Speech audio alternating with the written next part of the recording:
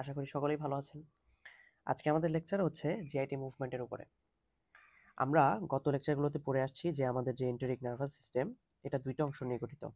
একটা ছিল মাইন্টেরিক plexus, মাইন্টেরিক plexus এবং আরেকটা ছিল কি? আরেকটা ছিল হচ্ছে আমাদের সাব মিউকোসাল প্লেক্সাস। এই দুইটা প্লেক্সাস দিয়ে আমাদের এন্টেরিক নার্ভাস সিস্টেম তৈরি আর কি মেইনলি, ঠিক আছে? তাছাড়াও আমাদের এই এন্টেরিক নার্ভাস সিস্টেমের সাথে আবার আমাদের সিম্প্যাথেটিক এবং প্যারাসিম্প্যাথেটিক এই দুইটা অংশই কানেক্ট থাকে, ঠিক আছে? যেগুলো কি আসলে অটোনমিক সিস্টেমের বা অটোনমিক নার্ভাস সিস্টেমের পার্ট। এবং আমরা এই লেকচারটাতে যত কথা বলবো আসলে সব কথাই হচ্ছে আমাদের এই মাইন্টেরিক প্লেক্সাসকে ঘিরে, ঠিক আছে? আমরা যেখানেই কথা বলবো সেটাই হচ্ছে এই মেইনলি মাইন্টেরিক প্লেক্সাসকে ঘিরে। ওকে, তাহলে দেখেন আমরা যখন খাবার খাই আমার খাবারগুলো আস্তে আস্তে ছোট ছোট হয়ে ডাইজেস্টিভ জুসের সাথে মিশে সেগুলো হচ্ছে অ্যাবজর্পশন হয় এবং বাকি যে ফিকাল ম্যাটেরিয়ালগুলো তৈরি হয় সেগুলো হচ্ছে বডি থেকে বাইরে বের হয়ে যায়, ঠিক আছে? ওকে, তাহলে এই যে প্রসেস, যে প্রসেসের মাধ্যমে আলটিমেটলি আমরা ডাইজেশন অ্যাবজর্পশন করতেছি এবং বাকিটা ফিকাল ম্যাটেরিয়াল বের করে দিতেছি, এগুলোর সাথে আমাদের এই জিআই মুভমেন্টটা জড়িত, ঠিক আছে? এবং আমরা যদি বলি আমাদের জিআইটিতে অনেক ধরনের মুভমেন্টই আছে, তবে মেইনলি স্ট্রাকচারাল ফাংশনালি যদি বলি, ফাংশনালি দুই ধরনের মুভমেন্ট বেশি দেখা যায়। একটা হচ্ছে পেরিস্টালসিস, একটা হচ্ছে পেরিস্টালসিস, আরেকটা হচ্ছে মিক্সিং মুভমেন্ট, মিক্সিং মুভমেন্ট, ঠিক আছে? এই দুই ধরনের মুভমেন্ট হচ্ছে বেশি। মিক্সিং মুভমেন্টটা কখন হয়? দেখেন আমরা যখন একটা খাবার খাচ্ছি সেই খাবারটাকে আমাদের ডাইজেস্টিভ জুসের সাথে মেশাতে হবে। ডাইজেস্টিভ জুসের সাথে মেশানোর পরে সেখান থেকে সেটা খাবারটাকে ছোট ছোট করে সেখান থেকে আমাদের নিউট্রিয়েন্টসগুলো অ্যাবজর্ব করতে হবে, ঠিক আছে? এবং খাবারগুলোকে ছোট ছোট খণ্ডে পরিণত করতে হবে। তাহলে এইটা হচ্ছে আমাদের মিক্সিং মুভমেন্ট। এখন আমাদের ডাইজেশন অ্যাবজর্পশন করা শেষ, আমাদের বাকি ম্যাটেরিয়ালগুলো সামনের দিকে মুভ করানো দরকার বাকি অ্যাবজর্পশন বা বাকি ডাইজেশনের জন্য, অথবা ফিকাল ম্যাটেরিয়ালগুলো বাইরে বের করে ফেলার জন্য, ঠিক আছে? তাহলে তখন আমাদের লাগবে হচ্ছে পেরিস্টালসিস। ওকে, তাহলে এই পেরিস্টালসিস সাধারণত হয় কখন? এই পেরিস্টালসিস হয় হচ্ছে আমরা যখন একটা আমাদের ইন্টেস্টাইনে খাবার থাকে, তাই না? আচ্ছা, আবার দেখা যায় ধরেন হচ্ছে আমরা এই ধরেন সকালে খাবার খেয়েছি এবং হচ্ছে বিকেলে বা দুপুরে খাবার খেয়েছি, এবং এই দুইটা খাবারের মাঝখানে যে পিরিয়ডটা যেটাকে বলতেছি inter digestive period, inter digestive digestive period, এই সময়টাতে আমরা যখন খাবার খাই না তখন কি আমাদের জিআই মোটিলিটি স্টপ হয়ে যায়? না, আসলে তখনও আমাদের স্টোমাক এবং ইন্টেস্টাইনে, বিশেষ করে স্মল ইন্টেস্টাইনে, ঠিক আছে, আমাদের কি হতে থাকে? মুভমেন্ট চলতে থাকে। কেন? কারণ আমরা যখন খাবার খাই না তখন আমাদের হচ্ছে জিআইটিতে মোটিলিন নামে একটা হরমোন খরিত হয়, ঠিক আছে? এবং এই মোটিলিনের কারণে কি হয়? ইন্টারডাইজেস্টিভ পিরিয়ডে এই পেরিস্টালসিসটা চলতে থাকে, ঠিক আছে? মানে এটাকে পেরিস্টালসিস বলে না আসলে, এই যে মোটিলিনের কারণে যে ইন্টারডাইজেস্টিভ পিরিয়ডে যে peristalsis like muscle contraction relaxation হয় সেটাকে বলা হয় কি? সেটাকে বলা হয় হচ্ছে মাইন্টেরিক এমএমসি বা মাইন্টেরিক মোটর কমপ্লেক্স। কি? মাইন্টেরিক মোটর কমপ্লেক্স। তো প্রথমেই আমাদের কিছু কথাবার্তা আমি আগে থেকে বলে নিই, সেটা হচ্ছে আমরা জানি আমাদের এন্টেরিক নার্ভাস সিস্টেম যেটা হচ্ছে সাবমিউকোসাল প্লেক্সাস এবং হচ্ছে মাইন্টেরিক প্লেক্সাস নিয়ে তৈরি, এবং এর সাথে আমাদের অটোনমিক নার্ভাস সিস্টেম মানে যে সিম্প্যাথেটিক সিস্টেম এবং প্যারাসিম্প্যাথেটিক সিস্টেম এই দুইটা কানেক্টেড। এবং সিম্প্যাথেটিক সিস্টেম অ্যাক্টিভেটেড হয়ে যায় যখন হচ্ছে আমরা হচ্ছে কি ফ্লাইট অ্যান্ড ফাইট রেসপন্স এর মধ্যে থাকি, মানে হচ্ছে আমরা যদি ধরেন আমাকে হচ্ছে একটা কুকুর তাড়া করছে তখন আমার সিম্প্যাথেটিক সিস্টেমটা বেশি অ্যাক্টিভেটেড থাকবে, এবং আমি যখন হচ্ছে রেস্ট নিব তখন হচ্ছে আমার প্যারাসিম্প্যাথেটিক সিস্টেমটা অ্যাক্টিভেটেড হবে। তো যখন হচ্ছে আমার প্যারাসিম্প্যাথেটিক সিস্টেম অ্যাক্টিভেটেড হবে তখন আমার ডাইজেশন এবং অ্যাবজর্পশন বেশি হবে। আর যখন হচ্ছে আমি হচ্ছে সিম্প্যাথেটিক সিস্টেম আমার মধ্যে অ্যাক্টিভেটেড থাকবে তখন হচ্ছে ডাইজেশন এবং অ্যাবজর্পশন কমে যাবে, ঠিক আছে? এগুলো হচ্ছে আমাদের প্রথম ক্লাসের কথাবার্তা। তো আমরা শুরু করতেছি হচ্ছে পেরিস্টালসিস দিয়ে, ঠিক আছে? তো দেখেন আমরা একটা চিত্র এখানে আমাদের দেয়া আছে। ওকে, আমরা এই ফিগার দিয়ে শুরু করতেছি। তো আমরা অলরেডি জানি যে আমাদের অ্যাসেন্ডিং এবং ডিসেন্ডিং নার্ভাস সিস্টেমের সাথে আমাদের মানে এন্ট্রিক নার্ভাস সিস্টেমটা অ্যাসেন্ডিং এবং ডিসেন্ডিং এই দুইটা পার্টে ভাগ করা আছে, ঠিক আছে? যে কিছু নিউরন যে হচ্ছে কি যে অ্যানাল থেকে ওরাল ডিরেকশনে মুভ করতেছে, যেগুলো হচ্ছে অ্যাসেন্ডিং, আর কিছু হচ্ছে ওরাল থেকে অ্যানাল ডিরেকশনে, ঠিক আছে, যেগুলো হচ্ছে ডিসেন্ডিং, মানে উপর থেকে নিচের দিকে যেতেছে, ডিসেন্ড করতেছে। আর এগুলো হচ্ছে নিচ থেকে উপরের দিকে যেতেছে বা অ্যাসেন্ড করতেছে, ঠিক আছে? ওকে, তো দেখেন ধরেন এখানে একটা ফুড বোলাস আসছে, ঠিক আছে? আমরা খাবার দাবার খাইতেছি, এখানে একটা খাবার আসছে। এখন এই খাবারটা এখানে আসার পরে কি হবে? এখানকার যে স্ট্রেস রিসেপ্টরগুলো আছে এই স্ট্রেস রিসেপ্টরগুলোকে স্টিমুলেট করবে। যে সেন্সরি নিউরন সেখানকার স্ট্রেস রিসেপ্টরটা স্টিমুলেটেড হয়ে সেটা কি করবে, সেই ইনফরমেশনটা ক্যারি করে নিয়ে যাবে। এখন এই যে ইনফরমেশনটা সে পেলো, সে কি করবে, সে এই ইনফরমেশনটাকে এখানে এবং এখানে ট্রান্সফার করবে। ঠিক আছে? আচ্ছা, যখন হচ্ছে সেই ইনফরমেশনটাকে এখানে ট্রান্সফার করবে, এই পাশে স্টিমুলেট করার কারণে এই নিউরন থেকে এ পাশে দেখেন এটা কি ডিরেকশন, এটা হচ্ছে ওরাল ডিরেকশন, এবং আপনি চাবেন খাবারটাকে এদিকে পাঠাতে। তো খাবার যদি এদিকে আমি পাঠাতে চাই, তাহলে অবশ্যই যদি এইখানে সংকুচিত হয়, এখানে যদি এরকম সংকুচিত হয়, তাহলে কি লাভটা হবে, এদিক দিয়ে প্রেশার দিবে, তাই না? তাহলে খাবারটা এদিকে যাওয়ার তো কোনো স্কোপ নাই, কিন্তু সামনে যাওয়ার একটা সম্ভাবনা তৈরি হতেছে। এবং এর জন্য আরেকটা কাজ হচ্ছে, আমি এখানে যদি একটু রিল্যাক্স করে দিই, তাহলে কি হবে, এদিক দিয়ে স্মুথলি খাবারটা চলে যেতে পারবে। ঠিক আছে? এবং এই কাজটাই হবে এখানে। কি হবে তাহলে, আমরা একটু দেখতেছি যে এই স্ট্রেস রিসেপ্টরটা স্টিমুলেটেড হলে এই যে অ্যাসেন্ডিং নিউরন একে বলবে কি, যে এখানে সাবস্টেন্স পি এবং অ্যাসিটাইল কোলিন রিলিজ করতে। ঠিক আছে? এই অ্যাসিটাইল কোলিনটা কি করবে, এই যে সার্কুলার যে মাসেলগুলা, এই সার্কুলার মাসেলকে কন্ট্রাক্ট করবে। ঠিক আছে? তো ধরেন এটা হচ্ছে আমাদের লুমেন, ইন্টেস্টাইনের লুমেন। ঠিক আছে? আমি এখানে না দিই, একটু নিচে দিই, এটা ধরেন ইন্টেস্টাইনের লুমেন। তো যখন সার্কুলার মাসেলটা কন্ট্রাক্ট করবে চারদিক থেকে, তখন কি হবে, লুমেনটা এরকম ছোট হয়ে যাবে, তাই না?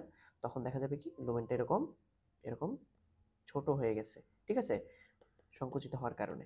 আচ্ছা, তো একই সেন্সরি নিউরন আবার এই যে এটাকে স্টিমুলেট করতেছে ডিসেন্ডিং নিউরনকে, তো এখান থেকে একটা নার্ভ ফাইবার এসে এখানকার যে সার্কুলার মাসেল আছে সেখানে রিলিজ করবে হচ্ছে ভ্যাসো অ্যাক্টিভ ইন্টেস্টাইনাল পেপটাইড এবং নাইট্রিক অক্সাইড। এগুলো কি করবে, এগুলো হচ্ছে রিল্যাক্স করবে এখানকার সার্কুলার মাসেলগুলোকে। ঠিক আছে? তো যে জন্য কি হবে, আলটিমেটলি ফুটবলার্সটা সামনের দিকে মুভ করতে পারবে। আচ্ছা, এখন কথা হচ্ছে এগুলো কি লঙ্গিটিউডিনাল মাসেল যেগুলা, এই যে এগুলা, এদের উপর কোনো ইফেক্ট ফেলবে না? অবশ্যই ফেলবে। কিভাবে ইফেক্ট ফেলবে, দেখেন এই নিউরনগুলো আবার এই যে লঙ্গিটিউডিনাল মাসেল আছে, এই লঙ্গিটিউডিনাল মাসেলে ভ্যাসোঅ্যাক্টিভ ইন্টেস্টিনাল পেপটাইড এবং নাইট্রিক অক্সাইড রিলিজ করবে। আবার এই নিউরনগুলো রিলিজ করবে হচ্ছে অ্যাসিটাইল কোলিন আর হচ্ছে সাবস্টেন্স পি। তো কি হবে, এখানেও হবে এই পাশে কন্ট্রাকশন, এই পাশে রিল্যাক্সেশন। ঠিক আছে? তাহলে কি হবে, ধরেন আগে লঙ্গিটিউডিনাল মাসেলটা এতটুকু লম্বা ছিল, ঠিক আছে? তো যখন কন্ট্রাক্ট করবে তখন কি হবে, এই লেন্থটা কমে যাবে। লেন্থ কমে গেলে কি সুবিধা হচ্ছে, যে খাবারটা প্রথম কথা এইদিকে কন্ট্রাক্ট হওয়ার কারণে সামনে মুভ করতেছে, দ্বিতীয় কথা হচ্ছে এই ডিস্টেন্সটা অনেকটা কমে যাইতেছে। তাহলে ডিস্টেন্স যদি কমে যায় তার মানে কি তাড়াতাড়ি সামনে মুভ করতে পারতেছে। ঠিক আছে? তো এইভাবে হচ্ছে পেরিস্টালসিস বা পেরিস্টালটিক মুভমেন্টটা হচ্ছে। আচ্ছা, এখন মিক্সিং মুভমেন্টটা কিভাবে হবে, আমরা যদি দেখি যে মিক্সিং মুভমেন্টটা হবে এরকমই কিছু মতো, কিন্তু টোটালি একদম এরকম না। যেমন আমরা, আচ্ছা এখানে দেখতে পারি, ধরেন এখানে আমাদের ফুটবলার্স খাবারটা চলে আসলো, ঠিক আছে? তো দেখা যাবে কি, যে কিছু কিছু জায়গায় কন্ট্রাকশন হচ্ছে এবং এই যে কন্ট্রাকশন, এই দুইটা কন্ট্রাকশনের মাঝখানে এখানে আবার রিল্যাক্সেশন। ঠিক আছে? তো এতে হবে কি, এতে দেখা যাবে যে গাঁটটা অনেকটা দেখতে হচ্ছে এরকম। ঠিক আছে? মনে হয় একটা সেগমেন্টে ভাগ হয়ে গেছে। ঠিক আছে? অনেকটা এরকম। তাহলে কি সুবিধা হবে, এই যে বড় খাবারটা কেটে ফেলতে পারবে, তাই না? হ্যাঁ। আবার দেখেন এখানে বিভিন্ন ধরনের জুস সিক্রেশন করবে। ওকে, তাহলে এতে হবে কি, জুস সিক্রেশন করার পরে দেখেন এটা কিন্তু সামনের দিকে যাইতে পারতেছে না, এটাও সামনের দিকে যেতে পারতেছে না, এবং এটাও পারতেছে না, তাই না? পারতেছে না, কিন্তু এখানে কিন্তু সবসময় কন্ট্রাকশন হইতেছে। তাহলে কন্ট্রাকশন হলে কি এখানে চাপ দিতেছে যাতে এটাকেও ভেঙে ফেলে। ঠিক আছে? ওকে। আবার কিছুক্ষণ পরে দেখা যাবে কি, যে এই কন্ট্রাকশনটা এখান থেকে সরে গিয়ে এখানে চলে গেছে, এটা এখান থেকে সরে গিয়ে এখানে চলে আসছে, আবার এটা সরে গিয়ে চলে আসছে হচ্ছে এইখানটাতে। তার মানে একটু পরে আমরা কি দেখতে পাবো, এই রকম হচ্ছে। ঠিক আছে? এই রকম হচ্ছে, এই রকম হচ্ছে। ঠিক আছে? ওকে। তাহলে এই যে খাবারটা, এই খাবারটা দেখেন আগে হচ্ছে এই জায়গাটাতে ছিল, তাই না? এই খাবারটা এই জায়গাতে ছিল, এখন দেখেন এই কন্ট্রাকশনের কারণে এই খাবারটা আবার ভেঙে যাচ্ছে। আবার যে খাবারটা এখানে ছিল সেটাও কি এই কন্ট্রাকশনের কারণে আবার ভেঙে যাচ্ছে। মানে আলটিমেটলি এই খাবারটা এই পাশে আর এইটা এই পাশে চলে আসবে। আবার সেম ভাবে এখানেও চলবে, তাই না? তো এতে হবে কি, এটাও আবার কেটে যাচ্ছে। আলটিমেটলি এইভাবে খাবারগুলো ক্রমান্বয়ে মিক্স হবে এবং হচ্ছে ডাইজেস্টিভ জুসগুলোর সাথে মিক্স হয়ে এবং ছোট ছোট খণ্ড হয়ে অ্যাবজর্ব হয়ে যাবে। ঠিক আছে? ওকে, তাহলে এইভাবে আমাদের মিক্সিং মুভমেন্ট এবং পেরিস্টালসিস চলতে থাকবে। ওকে, তাহলে আমরা যেটা দেখলাম, এখানে তো এগুলো চিত্র দিয়ে আছে, আপনারা চাইলে পড়ে ফেলতে পারবেন। আচ্ছা, তো আমাদের ফাংশনাল টাইপ অফ মুভমেন্ট হচ্ছে দুইটা, একটা পেরিস্টালসিস আর একটা হচ্ছে মিক্সিং মুভমেন্ট। এখন একটা প্রশ্ন থাকতে পারে যে ভাই মিক্সিং মুভমেন্ট বা পেরিস্টালসিস কি সব জায়গায় হয়? মিক্সিং মুভমেন্টটা আমাদের শুধুমাত্র আমাদের ইন্টেস্টিনাল ট্র্যাক্ট বা হচ্ছে অ্যালিমেন্টারি ক্যানালে হয়, কিন্তু যে পেরিস্টালসিস, এই পেরিস্টালসিসটা বিভিন্ন গ্ল্যান্ডুলার ডাক্টেও হতে পারে। কিভাবে? দেখেন, ধরেন হচ্ছে এটা আমাদের লুমেন, এটা হচ্ছে আমাদের লুমেন, আর ধরেন এটা আমাদের একটা গ্ল্যান্ডুলার ডাক্ট, ঠিক আছে, আর এটা হচ্ছে আমাদের সেই গ্ল্যান্ড, আর এগুলো হচ্ছে আমাদের গ্ল্যান্ডের কোষ।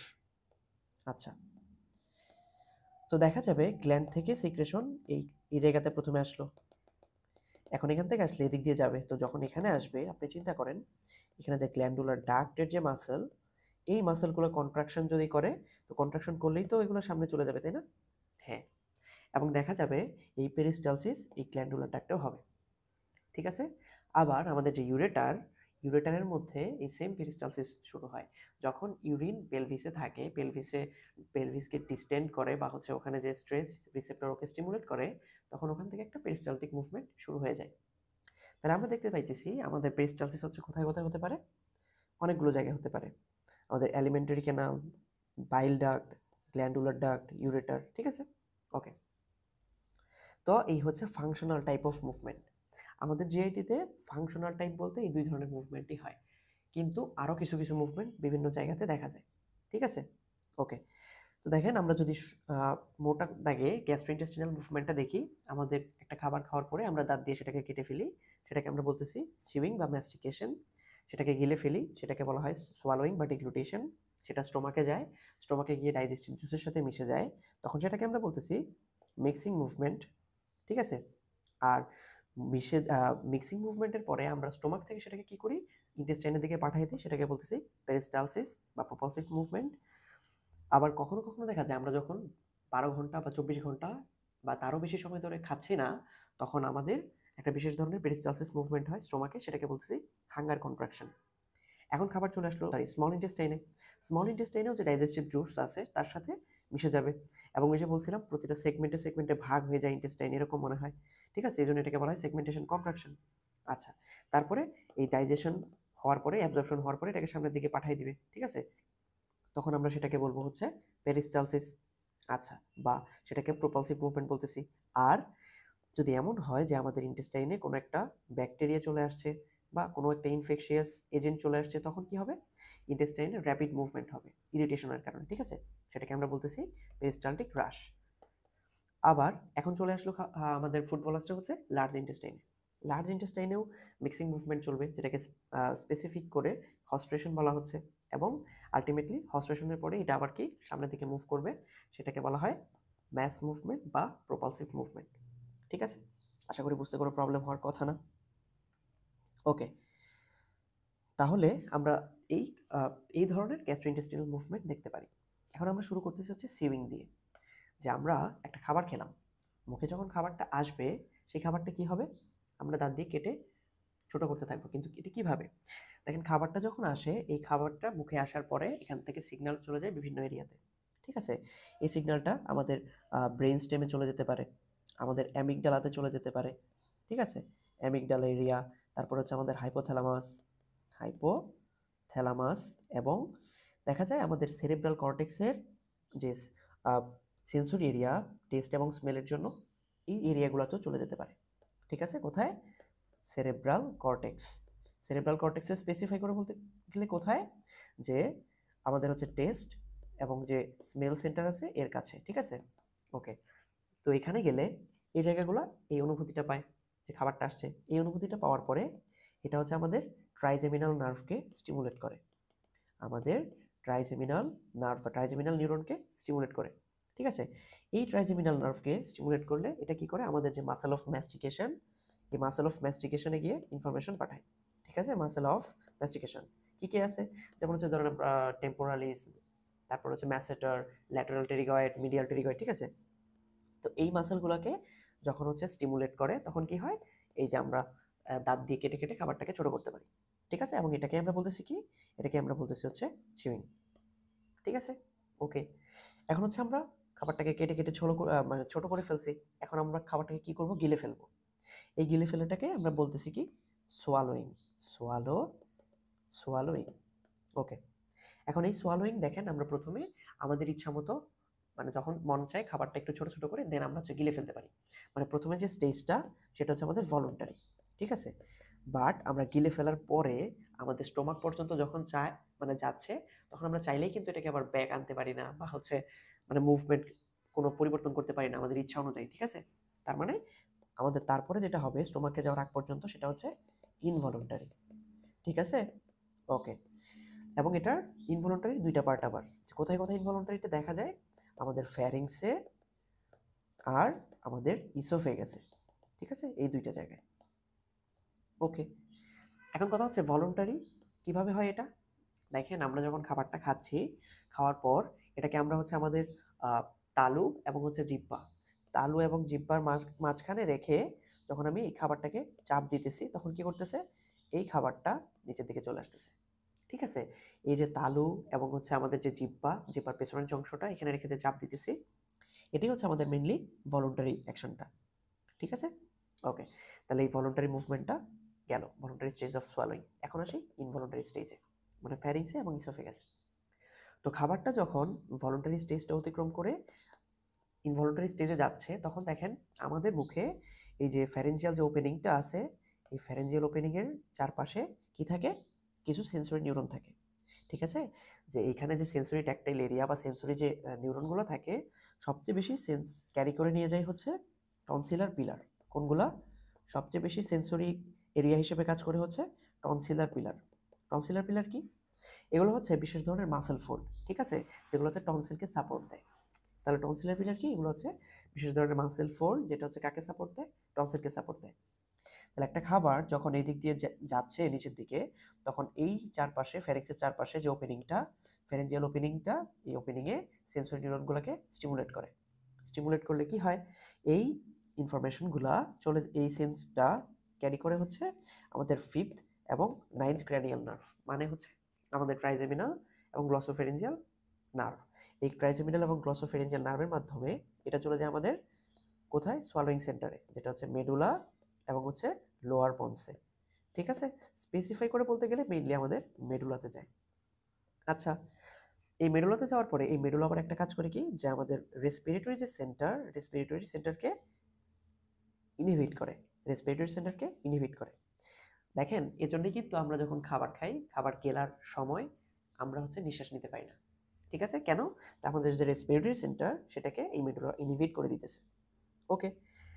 তো তারপরে মেডুলা থেকে আরেকটা ইনফরমেশন আসবে, মোটর ইম্পালস আসবে। সেই মোটর ইম্পালসটা মানে কার মাধ্যমে আসবে, মোটর ইম্পালসটা আসবে হচ্ছে ফিফথ, নাইন্থ, 10th এবং 12th ক্র্যানিয়াল নার্ভের মাধ্যমে, মানে ট্রাইজেমিনাল, গ্লসোফেরেঞ্জিয়াল, ভেগাস এবং হাইপোগ্লসাল, এই নার্ভগুলোর মাধ্যমে কোথায় আসবে, আমাদের ফ্যারিংস এবং ইসোফেগাসে, ঠিক আছে, কোথায়, ফ্যারিংস এবং ইসোফেগাসে, ওকে। দেখেন ফ্যারিংসে যখন আসবে তখন কি হয়, সেটাকে আমরা বলতেছি ফ্যারিঞ্জিয়াল স্টেজ। দেখেন ধরেন যে আমাদের খাবারটা এই জায়গাটাতে চলে আসছে, ঠিক আছে, খাবারটা এই জায়গাটাতে চলে আসছে। আমি কালো পেন ইউজ করি তাহলে বুঝতে সুবিধা হবে। তোমাদের খাবারটা এখানে চলে আসছে। এখন আপনি অবশ্যই চাইবেন না খাবারটা হচ্ছে এদিকে আবার ব্যাক চলে যাক, বা হচ্ছে নেজোফ্যারিঞ্জিয়াল যে ওপেনিং সেটা দিয়ে চলে যাক, বা হচ্ছে আমাদের যে ট্রাকিয়া, সেই ট্রাকিয়ার ভেতরে প্রবেশ করে যাক, আপনি এগুলো চাবেন না, তাই না। তাহলে আপনি কি কি করবেন দেখেন, প্রথমত আপনার খাবারটা যেন আবার মুখেই ব্যাক না চলে আসে, এই জন্য আমাদের এই যে প্যালাটোফেরেঞ্জিয়াল যে আর্চ, এটাকে কি করবেন, মিডিয়ালি চলে আসতে হবে, ঠিক আছে, এবং প্যালাটোফেরেঞ্জিয়াল আর্চটা মিডিয়ালি চলে আসবে। তারপর কি হবে, তারপর হচ্ছে এই যে দেখেন খাবারটা যেন নেজাল ওপেনিং দিয়ে না চলে যায়, নেজোফেরেঞ্জিয়াল ওপেনিং দিয়ে, এই জন্য আমাদের যে উভুলাটা আছে, এই উভুলাটা কি করবে, এই উভুলাটা হচ্ছে উপরের দিকে উঠে যাবে, ঠিক আছে, উঠে গিয়ে এটাকে ব্লক করে দিবে। তারপর আমাদের এই যে এখানে এপিগ্লোটিসটা আছে, এই এপিগ্লোটিসটা এই উপরে এসে এটাকে ব্লক করে দিবে, ঠিক আছে। তারপরে আরও কিছু হবে, সেটা কি, যে খাবারটা ধরেন কোনো কারণে যদি ভেতরে একটু ঢুকেই যায় তখন কি হবে, সমস্যা হবে। সেজন্য কি করবে, আমাদের যে ভোকাল কর্ড আছে, এই ভোকাল কর্ডগুলো মিডিয়ালি চলে আসবে, ঠিক আছে, মিডিয়ালি এই অবস্থানে চলে আসবে, যাতে খাবারগুলো ভেতরে প্রবেশ করতে না পারে, ঠিক আছে। এবং দেখা যায় আপনি হচ্ছে যখন হচ্ছে একটা কিছু গিলতেছেন, আপনি এখন চেষ্টা করতে পারেন যে যখন গিলতেছেন তখন হচ্ছে আপনার যে ল্যারিংস ওখানে ধরে দেখতে পারেন, দেখবেন যে ল্যারিংসটা কিছুটা উপরের দিকে এবং কিছুটা হচ্ছে সামনের দিকে চলে আসতেছে। ঠিক আছে, মানে হচ্ছে মনে হইতেছে যেন ল্যারিংসটা জিহ্বার ভেতরের দিকে প্রবেশ করে যাইতেছে, এরকম মনে হবে। ঠিক আছে, মানে আপওয়ার্ড এবং অ্যান্টেরিয়রলি চলে যাইতেছে। এতে কি হবে, দেখেন প্রথম দিকে আমাদের যে এই যে এরিয়াটা এটা একটু কন্ট্রাক্টেড থাকে। ঠিক আছে, যে ফ্যারেঞ্জিও ইসোফিজিয়াল যে ওপেনিং এটা কি থাকে, কন্ট্রাক্টেড থাকে। যখন এটা সামনের দিকে চলে যায় এটা হচ্ছে খোলা হয়ে যায়। ঠিক আছে, এখন এখানে বলতে মানে আপনি বলতে পারেন কেন এটা আগে হচ্ছে কন্ট্রাক্টেড থাকতো। এর মেইন কারণটা হচ্ছে যে আমরা যখন নিঃশ্বাস প্রশ্বাস নিচ্ছি সেই বাতাসটা যেন আমাদের জিআইটিতে চলে না যায়। ওকে, তো যখন এটা ওপেন হয়ে যাবে এটাকে আমরা বলতেছি আপার ইসোফেজিয়াল স্ফিংটার, তাহলে আপার ইসোফেজিয়াল স্ফিংটারটা খুলে যেতেছে। ঠিক আছে, ওকে, তাহলে আমরা মোটামুটি বুঝতে পারতেছি কি কি ঘটনা ঘটতেছে এখানে। ঠিক আছে, তাহলে ফ্যারেঞ্জিয়াল স্টেজে এই ঘটনাগুলো ঘটতে পারে। আচ্ছা, এখন কথা হচ্ছে যে যদি এমন হয়, কখনো যদি এমন হয় যে আমাদের যে রেসপিরেটরি সেন্টার নষ্ট হয়ে গেছে, ঠিক আছে, তাহলে কি আমরা কথা বলতে পারবো, সরি মানে আমরা খাবারটা গিলতে পারবো? অবশ্যই পারবো না। কখন এই ধরনের ঘটনা হবে, দেখা যাবে আমাদের যদি পোলিও ভাইরাস অ্যাটাক করে, ঠিক আছে, তখন কি হবে, তখন হচ্ছে এই পোলিও মাইলাইটিস হয়, পোলিও মাইলাইটিস, মাইলাইটিস। ঠিক আছে, বা আমাদের ব্রেনে যদি দেখা যায় ইনফেকশন বা ইনফ্লামেশন এরকম হইতেছে, সেটাকে বলতেছি আমরা কি, এনকেফালাইটিস। যার শেষে আইটিস থাকবে এটা মনে করবেন যে এটা হচ্ছে ইনফ্লামেশন। তাহলে এই যে পোলিওমাইলাইটিস বা এনকেফালাইটিস, এটা হলে কি হয়, সোয়ালোয়িং যে সেন্টারটা আছে এই সোয়ালোয়িং সেন্টারটা ইনহিবিটেড হয়ে যায়। ঠিক আছে, সোয়ালোয়িং সেন্টারটা নষ্ট হয়ে যায়, যে কারণে আমরা খাবারটাকে গিলতে পারতেছি না। ঠিক আছে, ওকে। এখন যদি এরকম আবার মানে হয়ে যায় যে আমরা এই যে নার্ভগুলো আছে, এই নার্ভগুলো ড্যামেজ হয়ে গেছে, ঠিক আছে, তখন কি আমরা গিলতে পারবো? না, তখনও আমরা গিলতে পারবো না। ঠিক আছে, আবার আবার দেখা যায় কিছু কিছু ক্ষেত্রে, ধরেন যখন পেশেন্টকে অ্যানেস্থেসিয়া দেওয়া হয়, কিছু কিছু ক্ষেত্রে দেখা যায় যে অ্যানেস্থেসিয়া দেওয়ার পরে তার পেটে যদি খাবার থেকে থাকে, কখনো কখনো খাবার চলে আসতে পারে। দেখেন আমরা তো এমনিতেই যখন খাবার দাবার খাই হঠাৎ হঠাৎ মনে হয় গলার মধ্যে কিছু খাবার চলে আসছে। ঠিক আছে, তো ওরকম দেখা যায় যে আমরা পরবর্তীতে এটা আবার গিলে নিতে পারি। অ্যানেস্থেসিয়া দেওয়া হলে আমাদের যে সোয়ালোইং সেন্টার এবং আমাদের যে সোয়ালিং প্রসেস, এই সোয়ালিং প্রসেসটা চলতে পারে না। ঠিক আছে, সোয়ালিং প্রসেসটা চলতে না পারার কারণে কি হয়, ধরেন কোনো কারণে আমরা যদি আমাদের পেটে খাবার থাকে সেই খাবারটা উপরের দিকে চলে আসে, ঠিক আছে, তো সেই খাবারটা দেখেন আমাদের রেসপিরেটরি ট্র্যাক্টে কিন্তু ঢুকে যেতে পারে। কেন? কারণ আমাদের কিন্তু এটা হচ্ছে তেমন ব্লক করতে পারতেছে না, কারণ আমাদের সোয়ালিং সেন্টার না, আসলে সোয়ালিং প্রসেসটা কাজ করতে পারতেছে না অ্যানেস্থেসিয়ার সময়। ঠিক আছে, তো তখন কি হবে, পেশেন্টটা হচ্ছে আলটিমেটলি এই খাবার রেসপিরেটরি ট্র্যাক্টে চলে যাওয়ার কারণে মারা যেতে পারে কিন্তু। ঠিক আছে, এবং এই জন্যে পেশেন্টদেরকে বলে দেওয়া হয় যে অন্তত অ্যানেস্থেসিয়ার নেয়ার 6 ঘন্টা আগে, অন্তত 6 ঘন্টা আগে সে যেন কোনো ধরনের শক্ত খাবার না খায়। ঠিক আছে, তবে 3-4 ঘন্টা আগ পর্যন্ত পানি খেতে পারে। ঠিক আছে, ওকে, আশা করি বুঝতে সমস্যা হয়নি। তাহলে এটা হচ্ছে আমাদের ফ্যারেঞ্জিয়াল স্টেজ। এখন খাবারটা ফ্যারিংস থেকে চলে আসছে হচ্ছে আপার ইসোফেজিয়াল স্ফিংটার ক্রস করে ইসোফেগাসে।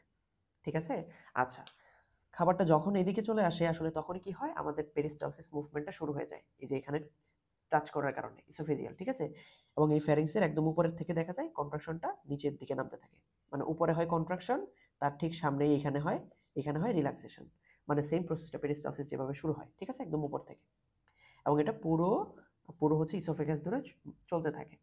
ঠিক আছে, ওকে, তো দেখা যায় এরকম চলতে চলতে এক সময় খাবারটা আমাদের হচ্ছে স্টোমাকে চলে আসে। এক্ষেত্রে দেখা যায় আমাদের যে ইসোফেগাসে দুই ধরনের মুভমেন্ট দেখা যায়। ইসোফেগাসে দুই ধরনের মুভমেন্ট দেখা যায়, দেখেন আমি লিখতেছি, একটা হচ্ছে প্রাইমারি পেরিস্টালসিস, একটা হচ্ছে প্রাইমারি পেরিস্টালসিস, আর একটা হচ্ছে সেকেন্ডারি পেরিস্টালসিস। কোনটা কি জিনিস, দেখেন আমি এখানে একটু চিত্র আঁকতেছি, খাবারটা এদিক দিয়ে আসতেছে, খাবারটা আসলে এই যে এখানে আমাদের কি আছে, লোয়ার ইসোফেজিয়াল স্ফিংটার, নরমালি এটা একটু ক্লোজ থাকে। ওকে, তো খাবারটা নরমালি পেরিস্টালসিস হয়ে আসতেছে, এই যে উপরের থেকে যে খাবারটা আসতেছিল এই নরমাল পেরিস্টালসিস ওয়েবটা, এটাকে আসলে বলা হয় প্রাইমারি পেরিস্টালসিস, যেটা উপর থেকে আসতেছে। ঠিক আছে, মানে নরমালি যেটা হইতেছে এটাকে কি বলতেছি আমরা, এটাকে বলতেছি প্রাইমারি পেরিস্টালসিস। এখন কোনো কারণে ধরেন যে খাবারটা এখানে স্টাক করে আছে, আটকে আছে।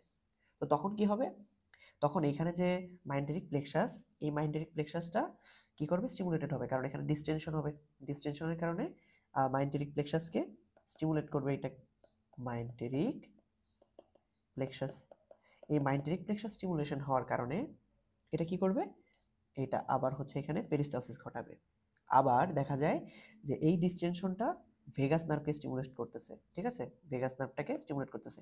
এই ভেগাস কিন্তু হচ্ছে এই স্টোমাকের ভেতরে না, মানে আমি এখানে লেখার জায়গা নেই বলে এইভাবে লিখতেছি, ঠিক আছে। ওকে, তো ভেগাস নার্ভকে স্টিমুলেট করলে এই ভেগাস নার্ভ থেকে ইনফরমেশন চলে যায় মেডুলাতে, ঠিক আছে, মেডুলাতে।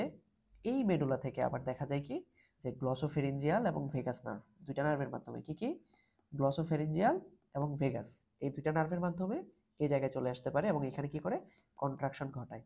কন্ট্রাকশন ঘটালে দেখা যাবে কি, শুধুমাত্র এই যে জায়গাটাতে খাবার আছে, আটকে আছে, সেই জায়গা থেকে নিচের পর্যন্ত পেরিস্টালসিস চলতে থাকে, যেটাকে বলা হচ্ছে কি, যেটাকে বলা হচ্ছে সেকেন্ডারি পেরিস্টালসিস। এবং সেকেন্ডারি পেরিস্টালসিসের পরে দেখা যাবে যে খাবারটা স্টোমাকে চলে আসছে, এবং খাবারটা আসলে যখন ইসোফেগাস দিয়ে আসতেছে, এই ইসোফেগাসে কন্ট্রাকশন চলার সাথে সাথে পিছনে কন্ট্রাকশন এবং সামনে রিল্যাক্সেশন হচ্ছে, এবং কিছু দূরবর্তী, এই এরিয়ার কিছু দূরবর্তী, মানে এই এরিয়া থেকে কিছু দূরবর্তী দেখা যায় এই স্টোমাকে রিল্যাক্সেশন হয়, রিল্যাক্সেশন হয়, ঠিক আছে। এই রিল্যাক্সেশন কেন, কারণ খাবারটা যে আসতেছে একে আমাকে জায়গা দিতে হবে রিসিভ করার জন্য, রিল্যাক্সেশন। তো এই জন্য এটাকে বলা হয় রিসেপটিভ রিল্যাক্সেশন, রিসেপটিভ রিল্যাক্সেশন, ঠিক আছে।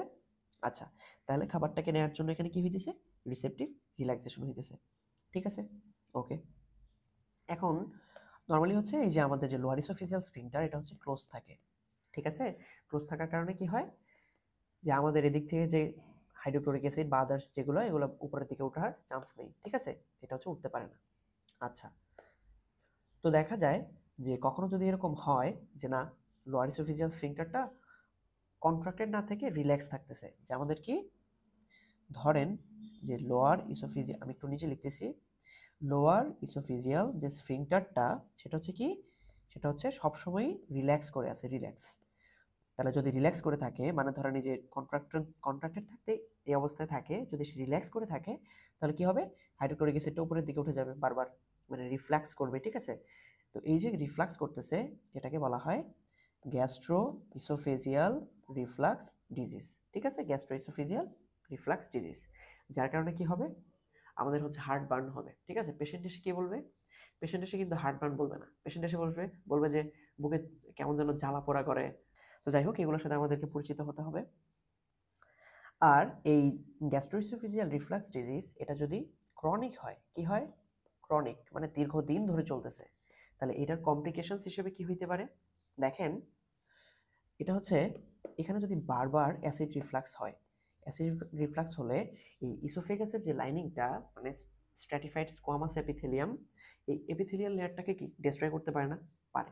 তো সেজন্য এপিথেলিয়াল লাইনিংটা একটু চেঞ্জ হয়, যে এখানে যেখানে স্কোয়ামাসটা ছিল, এই স্কোয়ামাস লেয়ার থেকে চেঞ্জ হয়ে কলামনার হয়ে যায়, ঠিক আছে, এই স্কোয়ামাস থেকে চেঞ্জ হয়ে কলামনার হয়ে যায়। কেন, কারণ আমরা জানি কলামনার সেলের কিন্তু একটা বৈশিষ্ট্য আছে, যে কি সিক্রেটরি অ্যাক্টিভিটি, ঠিক আছে। এবং দেখেন, তাহলে এই যে একটা থেকে একটাতে চেঞ্জ হইতেছে, চেঞ্জ হয়ে এখানে একটা সমস্যা তৈরি করে, সেটাকে বলা হয় ব্যারেটস ইসোফেগাস, ব্যারেটস ইসোফেগাস, ঠিক আছে।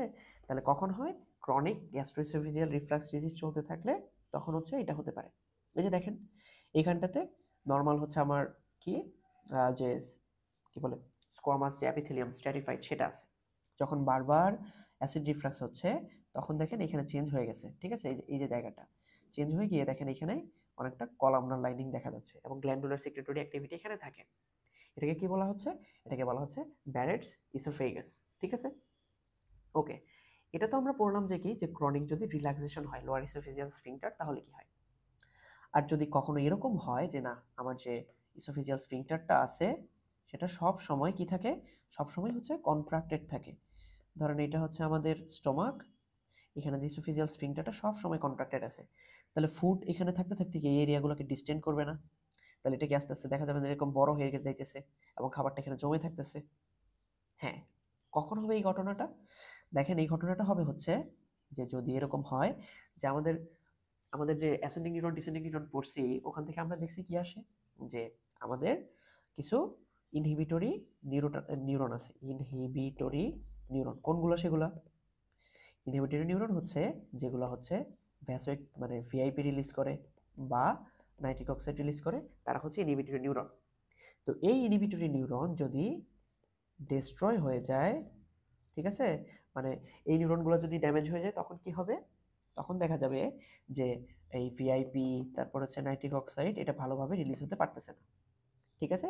এই জন্যে রিল্যাক্সেশনটা, এদের জন্য তো রিল্যাক্সেশন হতো, তাই না? তাহলে এই যে রিল্যাক্সেশনটা, এই রিল্যাক্সেশনটা ভালোভাবে হইতে পারতেছে না, মানে এটা অনেকটা ইনকমপ্লিট থেকে যাচ্ছে, ঠিক আছে। এর জন্য কি হয়, যে সব সময় ওটা মনে হইতেছে যে কন্ট্রাক্ট করে থাকতেছে, এই ইসোফিজিয়ালটা স্ফিংটারটা কন্ট্রাক্ট করে থাকার কারণে এটাকে আমরা বলতেছি অ্যাকালাসিয়া, ঠিক আছে। এই যে এইখানে দেখেন খাবারটা তাহলে এখানে জমতে জমতে কি হবে, এটাকে ডিস্টেন্ড করে ফেলবে, ঠিক আছে, মানে ডাইলেট করে ফেলবে, আসলে ডিস্টেন্ট বলা উচিত না, ডাইলেট করে ফেলবে, ঠিক আছে। তো এটাকে আমরা কি বলতেছি? এটাকে আমরা বলতেছি হচ্ছে অ্যাকালাসিয়া। এখন দেখেন এই অ্যাকালাসিয়ার একটা ট্রিটমেন্ট হিসেবে এই জায়গায় একটা ইনজেকশন ইউজ করা হয়, ঠিক আছে। এই জায়গাটাতে ইনজেকশন ইউজ করা হয়। কিসের ইনজেকশন? বোচুলিনাম টক্সিনের। কিসের? বোচুলিনাম টক্সিন, ঠিক আছে। এটা কি করে? এটা হচ্ছে এই ইনহিবিটরি নিউরোট্রান্সমিটার যেগুলো এদের মতো কাজ করে, কাজ করলে এইখানে হচ্ছে কি হয়, এই জায়গাটাতে রিল্যাক্স করে, ঠিক আছে। রিল্যাক্স করলে দেখা যায় যে সে তার মতো আগের মতো কাজ করতে পারতেছে, ঠিক আছে। আশা করি বুঝতে প্রবলেম হয় নাই। ওকে, তো আমরা মোটামুটি ইসোফেগাস নিয়ে পড়ে ফেলছি। এখন হচ্ছে খাবারটা চলে আসলো কোথায়? খাবারটা চলে আসছে হচ্ছে স্টোমাকে। তো স্টোমাকে চলে আসলো। স্টোমাকে চলে আসলে দেখেন আমরা একটা ফিগার এঁকে নিই, তাহলে আমাদের বুঝতে সুবিধা হবে। স্টোমাকে যখন খাবারটা আসতেছে, মানে ইসোফেগাস দিয়ে খাবারটা আসতেছে, তখন বা ইসোফেগাস থেকে অল্প পরিমাণে খাবার স্টোমাকে আসার পরে দেখা যায় কি, যে এখান থেকে কিছু ইনফরমেশন চলে যায় আমাদের ভেগাস নার্ভের মাধ্যমে। কোথায়? ভেগাস নার্ভের মাধ্যমে চলে যায় হচ্ছে মেরুলাতে, ঠিক আছে। ওকে, তো এই মেরুলা থেকে আবার দেখা যায় যে ইফারেন্ট সিগন্যাল যেটা আসে, এই ইফারেন্ট সিগন্যাল আসে তিনটা সিস্টেমের মাধ্যমে। কি কি? যেমন হতে পারে সেটা হচ্ছে, একটা হচ্ছে ভেগাস নার্ভের মাধ্যমে, ঠিক আছে, বা আমাদের মাইন্টেরিক প্লেক্সাস, মাইন্টেরিক প্লেক্সাস, ঠিক আছে। তো দেখা যায় যে ভেগাস নার্ভের মাধ্যমে এখানে ইনফরমেশন আসতেছে, আবার কার মাধ্যমে? যে এখানে যে মাইন্টেরিক প্লেক্সাস, এই মাইন্টেরিক প্লেক্সাসের মাধ্যমে, ঠিক আছে। যে নার্ভ ইম্পালসটা আসতেছে সেগুলো এখানে রিলিজ করা হচ্ছে অ্যাডেনোসিন ট্রাইফসফেট বা এটিপি। এগুলো রিলিজ করলে কি হয়? এগুলো হচ্ছে ইনহিবিটরি, ঠিক আছে। এবং একই সাথে এই মেডুলাটা অ্যাক্টিভেট করা হচ্ছে সিম্প্যাথেটিক সেন্টারকে, ঠিক আছে। সিম্প্যাথেটিক সেন্টারের কাজ কি আমরা অলরেডি জানি। সিম্প্যাথেটিক সেন্টার হচ্ছে আমাদের গ্যাস্ট্রোইন্টেস্টিনাল মোটিলিটি, বা সোজা কথায় বলতে গেলে আমাদের ডাইজেশন অ্যাবজর্পশনকে বাধা দেয়, ঠিক আছে। তো এই যে সবগুলা এই অ্যাক্টিভিটিগুলোর কারণে আলটিমেটলি কি হবে? আলটিমেটলি স্টোমাক রিল্যাক্স করবে, ঠিক আছে। দেখেন কার জন্য রিল্যাক্স করতেছে? খাবারটাকে রিসিভ করার জন্য রিল্যাক্স করতেছে। এটাকে বলা হয় রিসেপটিভ রিসেপটিভ রিল্যাক্সেশন, ঠিক আছে, রিসেপটিভ রিল্যাক্সেশন। তাহলে রিসেপটিভ রিল্যাক্সেশন হওয়ার মাধ্যমে সে খাবারটাকে নিতে পারতেছে।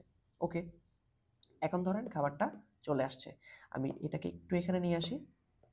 ওকে, এখন দেখেন প্রথমে কি হচ্ছে, যে রিসেপটিভ রিল্যাক্সেশনের কারণে এটা আগের থেকে একটু এরকম ডিস্ট্যান্ট হয়ে গেছে, ঠিক আছে। এখন খাবারটা যখন আবার পুরোপুরি ধরেন ভেতরে প্রবেশ করে গেছে, তখন এই খাবার দাবার কি এই ওয়ালটাকে স্ট্রেচ করবে। আচ্ছা, এবং স্ট্রেচ করলে আমরা নর্মাল রুলস যে পড়ে আসছি, এখানে যে মাইন্টেরিক প্লেক্সাস আছে, এই মাইন্টেরিক প্লেক্সাসের মাধ্যমে, মানে প্রথমে তো সেন্স ক্যারি করে মাইন্টেরিক প্লেক্সাসে যাবে, পরবর্তীতে মাইন্টেরিক প্লেক্সাসের মাধ্যমে এখানে কি রিলিজ হবে? Nitric oxide, vasoactive intestinal peptide, ঠিক আছে। তো এগুলো রিলিজ হওয়ার কারণে আলটিমেটলি কি হবে, যে এটা আরেকটু বেশি রিল্যাক্স করবে, ঠিক আছে, যে আগের থেকেও বেশি রিল্যাক্স করতেছে। এটাকে কি বলা হয়? এটাকে বলা হইতেছে যে একটা অ্যাডাপ্টেশন করতেছে, ঠিক আছে, খাবারের জন্য। এটাকে বলা হয় অ্যাডাপটিভ রিল্যাক্সেশন, অ্যাডাপটিভ রিল্যাক্সেশন। তাহলে প্রথমে হচ্ছে রিসেপটিভ রিল্যাক্সেশন, তারপরে হচ্ছে অ্যাডাপটিভ রিল্যাক্সেশন। এই দুইটাকে একত্রে বলা হয় গ্যাস্ট্রিক অ্যাকোমোডেশন, গ্যাস্ট্রিক অ্যাকোমোডেশন, ঠিক আছে। আচ্ছা, এখন এই গ্যাস্ট্রিক অ্যাকোমোডেশন ঘটলো, ঘটার পরে তাহলে পুরো খাবারটা এখন কোথায় চলে আসছে? পুরো খাবারটা হচ্ছে এখানে চলে আসছে। এখন এখানে চলে আসলে এখন এখানে কি হবে, খাবারটাকে ডাইজেস্টিভ জুসের সাথে মিক্স করতে হবে এবং দেন পেরিস্টালসিস ঘটাতে হবে, ঠিক আছে। আচ্ছা, আর যে আমরা তো জানি এখানে নর্মালি কি থাকে, এখানে থাকে হচ্ছে আমাদের পাইলোরিক স্ফিংক্টার, প্রায় ক্লোজ বা কন্ট্রাক্টেড থাকে। ওকে, তো যখন খাবারটা এখানে চলে আসছে, এটা ডিস্টেন্ডেড হয়ে আছে, তখন আমাদের এখানে যে পেসমেকার সেল আছে, এই পেসমেকার সেলগুলো প্রতি মিনিটে 3 থেকে 5টা সিগন্যাল জেনারেট করে, ঠিক আছে। এই সিগন্যাল জেনারেট করার কারণে দেখা যায় কি, যে আমাদের যে বডির মিডল পার্ট থেকে কিছু পেরিস্টালটিক ওয়েভ দেখা যাইতেছে, ঠিক আছে। পেরিস্টালসিস মনে হয় হইতেছে, মানে মিক্সিং মুভমেন্ট হবে আর কি, ঠিক আছে। তাহলে এই যে ওয়েভ, এর কারণে দেখা যায় কি, যে বডিতে মাসল কন্ট্রাকশন হইতেছে এবং ধীরে ধীরে যতই নিচের দিকে যাইতেছে এই মাসল কন্ট্রাকশনটা শক্তিশালী হচ্ছে, ঠিক আছে। যতই নিচের দিকে যাইতেছে এটা আলটিমেটলি শক্তিশালী হইতেছে, একটা পর্যায়ে দেখা যায় কি, যে পাইলোরাসের এখানে গিয়ে খুবই শক্তিশালী, ঠিক আছে। এর ফলে কি হচ্ছে, দেখেন নর্মালি এখানে কন্ট্রাক্ট হলে এদিকে আসবে, এখানে কন্ট্রাক্ট হলে এদিকে আসবে, তাই না? কিন্তু যখন এখানে কন্ট্রাক্ট হবে, এইটা কিন্তু আর এদিকে আসতে পারবে না, তখন আপনাকে এদিকে যেতে হবে, ঠিক আছে। নর্মালি তখন এখানে কন্ট্রাকশন হওয়ার কারণে এটা এদিকে আসার চান্স কম, মানে অল্প কিছু এখানে আসতে পারবে, বাকি সব ব্যাক চলে যাবে এখানে, তাই না? তাহলে এই যে ব্যাক চলে যাইতেছে, এটা কি রেট্রোগ্রেড যাইতেছে, তাই না? যেদিকে যাওয়ার কথা তার ঠিক উল্টো দিকে। তো এই জন্যে যখন খাবারটা এদিকে মানে যাচ্ছে, তখন এটাকে বলা হয় রেট্রোপালশন। কি বলা হয়? রেট্রোপালশন, ঠিক আছে। এই রেট্রোপালশন হওয়ার কারণে কি হইতেছে, দেখেন স্ট্রং কন্ট্রাকশন হওয়ার কারণে খাবারগুলো বড় থেকে ছোট ছোট কণায় পরিণত হইতেছে, ঠিক আছে। সেকেন্ড কথা যেটাকে ডাইজেস্টিভ জুসের সাথে মেশার জন্য সময় দিতেছে, এবং এখান দিয়ে বড় পার্টিকেলগুলো যেতে পারবে না, এই জন্য এটাকে ছোট ছোট করা হচ্ছে, ঠিক আছে। তো এই যে এখন যেটা হইতেছে, এটাকে বলতেছি আমরা মিক্সিং মুভমেন্ট। আচ্ছা, তো মিক্সিং মুভমেন্ট হওয়ার পরে দেখা যাবে কি, যে মিক্স হওয়ার পরে যখন এগুলো অনেক ছোট ছোট হয়ে গেছে, তখন এখানে কি, এই যে পেরিস্টালসিসগুলো, এই যে পেরিস্টালটিক ওয়েভগুলো, এগুলো আরো শক্তিশালী হবে। দেখা যাবে কি, যে বডি থেকেই অনেক বেশি শক্তিশালী পেরিস্টালটিক ওয়েভ আসতেছে। তো এত এত শক্তিশালী পেরিস্টালটিক ওয়েভ আসার কারণে কি হবে, এই যে পাইলোরাস এরিয়াতে শক্তিশালী কন্ট্রাকশন হবে, এবং সেটা হচ্ছে এই পাইলোরাস, যে হচ্ছে পাইলোরিক স্ফিংক্টার, সেটাকে মানে ধাক্কা দিয়ে পারলে হচ্ছে বড় করে দিবে, মানে এই এরিয়াটা বড় করে দিবে, ঠিক আছে। আমরা যদি এখানে চিত্রটা দেখি, দেখেন এই যে পাইলোরাস নরমালি এখানে কন্ট্রাক্টেড থাকতেছে, বাট স্ট্রং কন্ট্রাকশন এই পাইলোরিক এরিয়ার কারণে আলটিমেটলি এটা খুলে যাইতেছে, ঠিক আছে।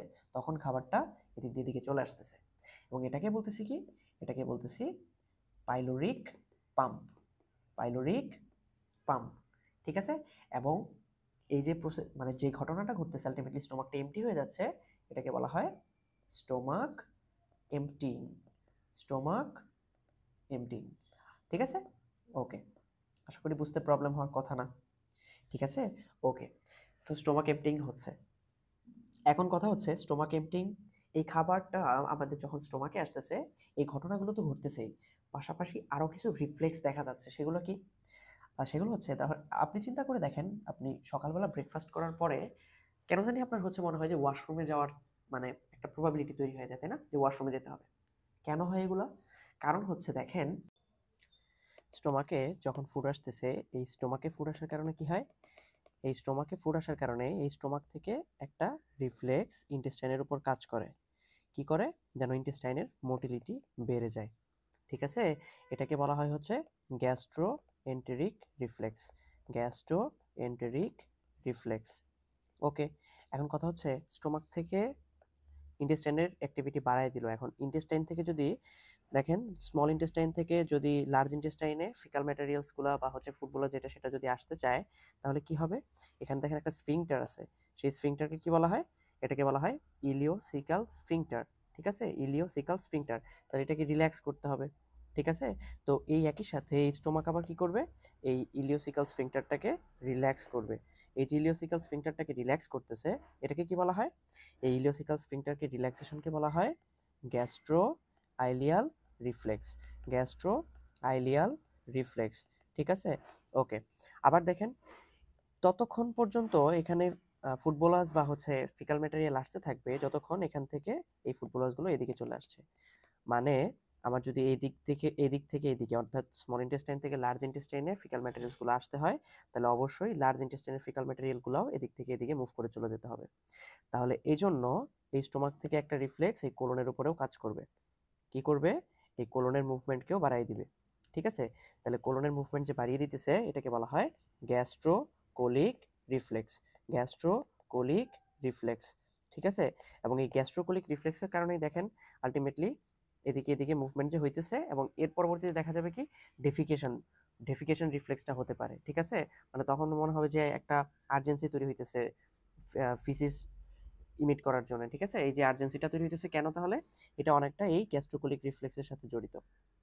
ঠিক আছে, ওকে। আবার দেখেন এটা কিন্তু এমন হবে না যে যত ইচ্ছা লার্জ ইন্টেস্টাইনে স্মল ইন্টেস্টাইন থেকে ফিকাল ম্যাটেরিয়ালগুলো আসবে, না, একটা লিমিট পর্যন্ত এটাকে এটা মেনটেন করবে। ঠিক আছে, দেখা যাবে যে এখানে একটা নির্দিষ্ট অ্যামাউন্টের বেশি যাতে না আসে এটাও মেনটেন করবে। কোন রিফ্লেক্সের মাধ্যমে? এটা হচ্ছে কোলন মেনটেন করবে, এটা হচ্ছে মেইনলি কোলোনো আইলিয়াল রিফ্লেক্স, কোলোনো আইলিয়াল রিফ্লেক্সের মাধ্যমে। ঠিক আছে, ওকে, আশা করি বোঝা গেছে বিষয়গুলো। দেখেন স্টোমাক এমটিং এর ক্ষেত্রে বিভিন্ন ফ্যাক্টর আছে যেগুলো এটাকে রেগুলেট করে। যেমন চিন্তা করেন এখানে যদি ফুড অনেক বেশি বেশি আসে তাহলে এটাকে অনেক বেশি বেশি স্ট্রেচ করবে, তাই না?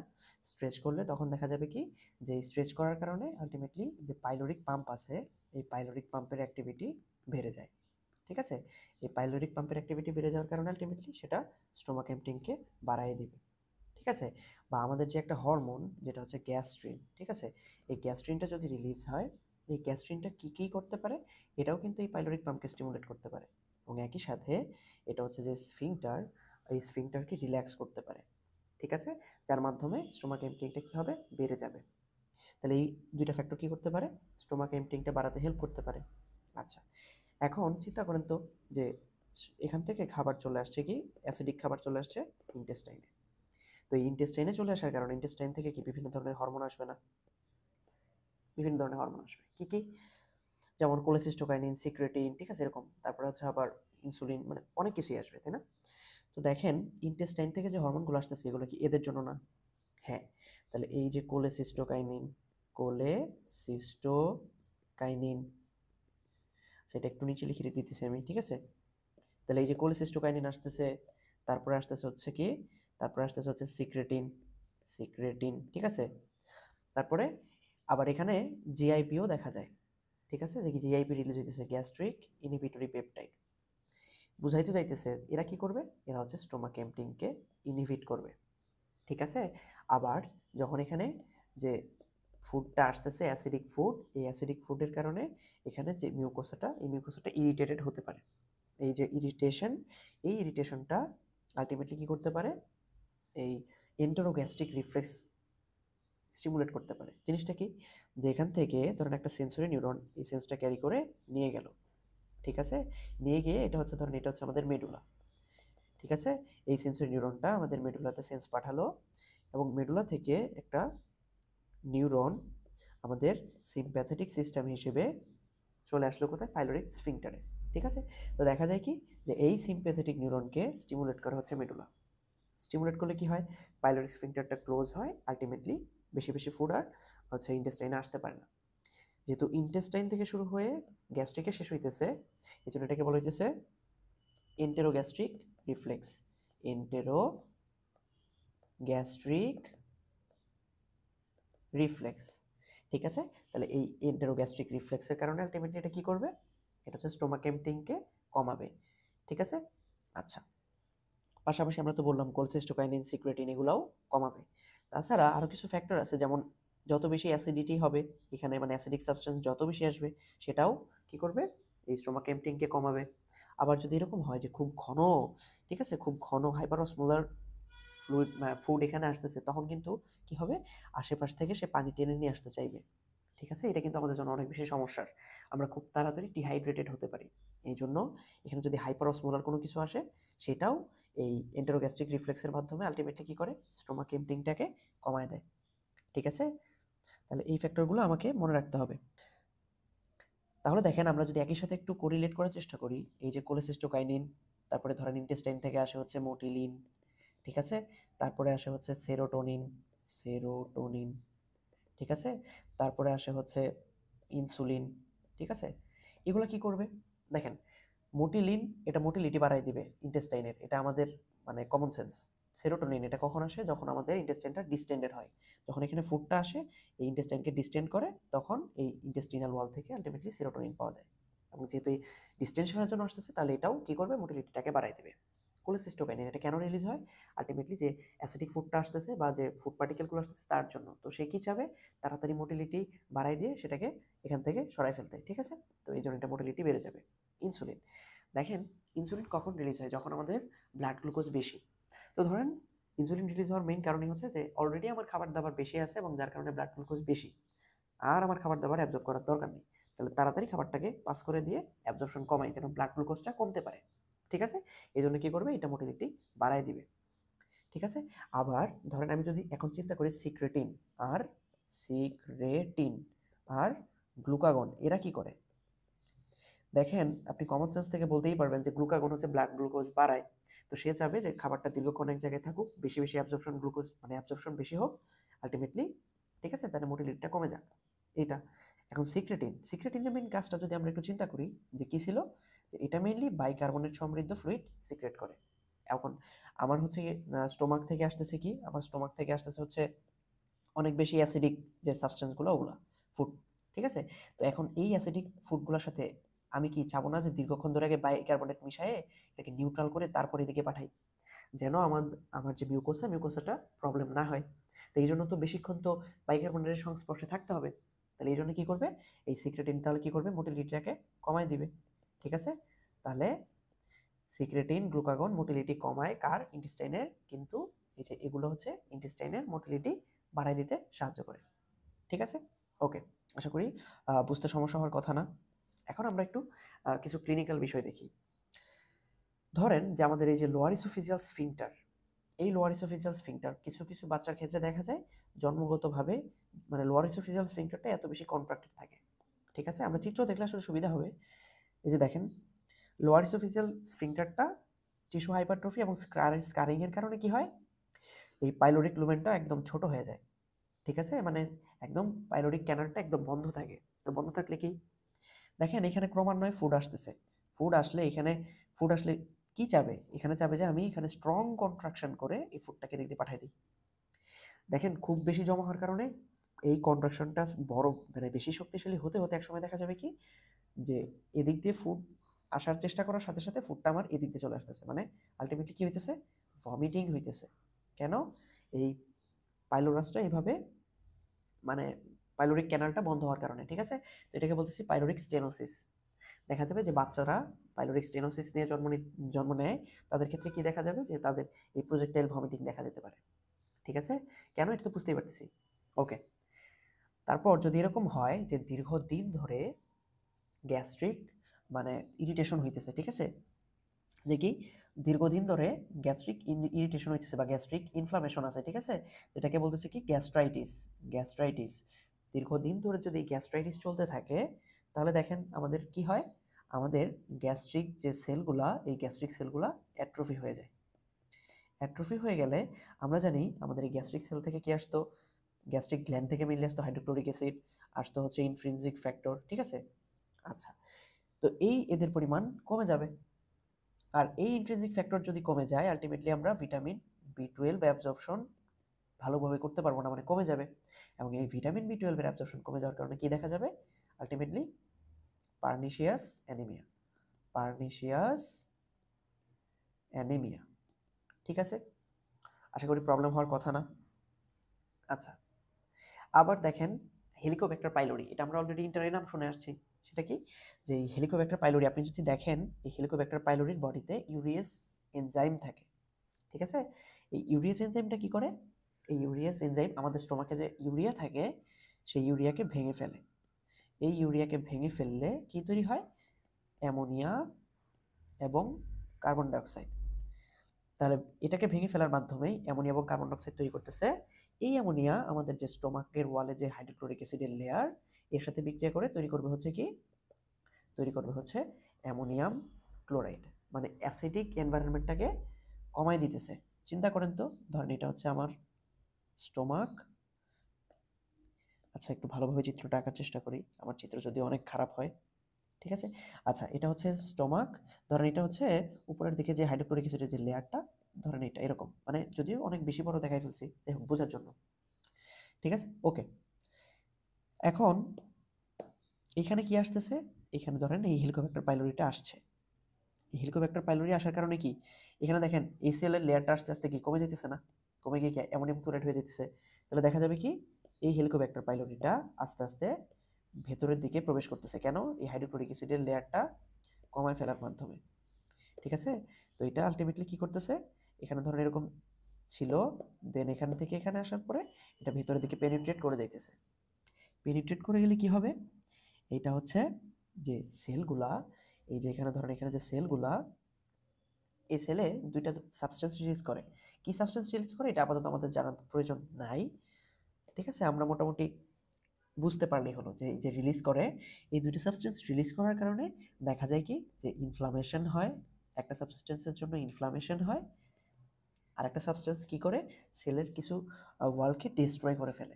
ঠিক আছে, সেলের কিছু এসেনশিয়াল সাবস্টেন্স বা এসেনশিয়াল অর্গানেলি ডিস্ট্রয় করে ফেলে, যেটার কারণে আলটিমেটলি সেলটা কি হয়ে যায়, অ্যাপোপ্টোসিস হয়ে যায়, সেলটা অ্যাপোপ্টোসিস হয়ে যায়। ঠিক আছে, এই ইনফ্লামেশনের কারণে কি হয়, আসলে ইনফ্লামেশন বেড়ে যাওয়ার কারণে এখানে হিস্টামিন রিলিজ হওয়া বেড়ে যায়, কি বেশি বেশি হিস্টামিন রিলিজ হয়। এবং আপনারা অলরেডি স্টমাক পড়ে আসছেন যে হিস্টামিন কি করে, হিস্টামিন যে হিস্টামিন H2 রিসেপ্টর আছে, H2 রিসেপ্টরের মাধ্যমে বেশি বেশি হাইড্রোক্লোরিক অ্যাসিড সিক্রেট করে, কোথায়, এই যে এই জায়গাটাতে। ঠিক আছে, তাহলে বেশি বেশি হাইড্রোক্লোরিক অ্যাসিড আসলে কি হবে, এই বেশি বেশি হাইড্রোক্লোরিক অ্যাসিডের কারণে আলটিমেটলি দেখা যাবে কি পেপটিক আলসার ডিজিজ হয়ে গেছে। ঠিক আছে, কি হয়ে গেছে, পেপটিক আলসার ডিজিজ। এবং দেখা যায় এই হাইড্রোক্লোরিক অ্যাসিডের কারণে স্টোমাক যেরকম মানে আলসারেশন হয়ে যায়, ফার্স্ট পার্ট অফ ডিওডেনামটাও আলসার হয়ে যায়। কারণ কি, ওইখান কারণ মেইন অ্যাসিডিক যেগুলা ওগুলো আলটিমেটলি চলে আসে কোথায়, ওগুলো আলটিমেটলি চলে আসে হচ্ছে আমাদের ডিওডেনামে। দেখেন এখানে যে একটা ফিগার দেওয়া আছে, যে এই যে এখানে দেখেন গ্যাস্ট্রিন রিলিজ হইতেছে, সেটা আবার ইন্টারক্রোমাফিন সেল থেকে কি করতেছে, হিস্টামিন রিলিজ করতেছে, এই হিস্টামিন প্যারাইটাল সেল থেকে কি করতেছে, এই সেল রিলিজ হেল্প করতেছে। তো যখন ইনফ্লামেশন হবে, হিস্টামিন বাড়বে, হাইড্রোক্লোরিক অ্যাসিড বাড়বে, এই হাইড্রোক্লোরিক অ্যাসিডের জন্য কি হবে, দেখেন এই যে জায়গাগুলো, এই জায়গাগুলোতে আলসার অনেক বেড়ে যাবে। এবং দেখা যাবে কি এর কারণে এই ডুওডেনামেও, ফার্স্ট পার্ট অফ ডুওডেনামেও আলসার দেখা যেতে পারে। ঠিক আছে, ওকে। তো আশা করি বুঝতে প্রবলেম হওয়ার কথা না। মাঝে মাঝে কিন্তু এরকম হয় যে আমাদের সাইকোলজিক্যাল মানে আমাদের মুড খারাপ বা এরকম সময়ে আমাদের কোনো কিছু খেতে ইচ্ছা করে না। ঠিক আছে, তখনও দেখা যায় হাইড্রোক্লোরিক অ্যাসিড সিক্রেশন কিন্তু অনেকটা বেড়ে যায়। ঠিক আছে, এই জন্য স্ট্রেস বেশি থাকলে ক্ষুধা কম লাগে। ওকে, আচ্ছা, এই যে যেহেতু ক্ষুধার বিষয়ে আসলাম, তাই একটা একটা কথা বলেই নেই। সেটা হচ্ছে, ধরেন আপনি দীর্ঘ সময় ধরে খাচ্ছেন না। ঠিক আছে, আপনার মাথা কি তখন ঠিকমতো কাজ করে, কাজ করে না কিন্তু, মানে আপনার বিহেভিয়ারটা কেমন যেন হয়ে যায়। আচ্ছা, কেন হয়, দেখেন আমরা যখন দীর্ঘক্ষণ সময় ধরে খাবার খাচ্ছি না, তখন আমাদের যে হাঙ্গার সেন্টার সেটা স্টিমুলেটেড হয়ে যায়। কি হয়, আমাদের যে হাঙ্গার সেন্টার সেটা স্টিমুলেটেড হয়ে যায়। এর কারণে কি হয়, এটা কি করে, এটা হচ্ছে আবার ফিডিং সেন্টারের উপর কাজ করে। ঠিক আছে, তাহলে আমি যে ক্ষুধার্ত, এই ক্ষুধার্ত থাকার কারণে এটা ফিডিং সেন্টারকে স্টিমুলেট করতেছে। এই ফিডিং সেন্টার কি করতেছে, আমাদের লিম্বিক সিস্টেম, লিম্বিক সিস্টেম কি করে, মানে মেইনলি আমাদের বিহেভিয়ারের সাথে জড়িত। এই লিম্বিক সিস্টেমের মাধ্যমে বিভিন্ন পাথওয়েকে অতিক্রম করে কি করে, আমাদের স্টোমাকে কন্ট্রাকশন ঘটায়। কোথায়, স্টোমাকে কন্ট্রাকশন অফ স্টোমাক। ঠিক আছে, স্টোমাকের কন্ট্রাকশন ঘটায়। এই স্টোমাকের কন্ট্রাকশনের কারণে কি হয়, কোনো কোনো কোনো সময় পেইনও হতে পারে, সব সময় না, যখন শক্তিশালী কন্ট্রাকশন হয় তখন পেইন হয়। ঠিক আছে, তাহলে এই যে স্টোমাককে কন্ট্রাকশন করতেছে কখন, যখন আমরা হচ্ছে খাবার খাইনি বা হচ্ছে প্রায় খাবার খাওয়ার লাস্ট মিলের 12 থেকে 24 ঘন্টা পর। ঠিক আছে, তখন এটাকে বলা হয় কি, এটাকে বলা হয় হাঙ্গার কন্ট্রাকশন। কি বলা হয়, হাঙ্গার কন্ট্রাকশন। এবং দেখা যায় যে বাচ্চারা বা হচ্ছে যারা হচ্ছে মধ্যবয়স্ক, মধ্যবয়স্ক বলতে ধরেন এই যে 30 বা 24, 25, 26 এরকম বছরে আমাদের স্টোমাকের কি মাসেল পাওয়ার অনেক বেশি থাকে। এই জন্য তখন হাঙ্গার কন্ট্রাকশনটা হয় অনেক বেশি শক্তিশালী, ইন্টেন্স। ঠিক আছে, এবং এই জন্য তখন পেইন হইতে পারে অনেক বেশি। ঠিক আছে, আচ্ছা, আর এই যে হাঙ্গার কন্ট্রাকশন, এটার ইন্টেন্সিটিটা দেখা যায় 3 থেকে 4 দিন, মানে দেখা যায় যে আপনি ক্ষুধার্ত থাকার 3য় থেকে 4 দিন অনেক বেশি বেড়ে যায়, এবং ধীরে ধীরে দেখা যাবে যে একটা সময় পরে এটা আবার কমে গেছে। ঠিক আছে,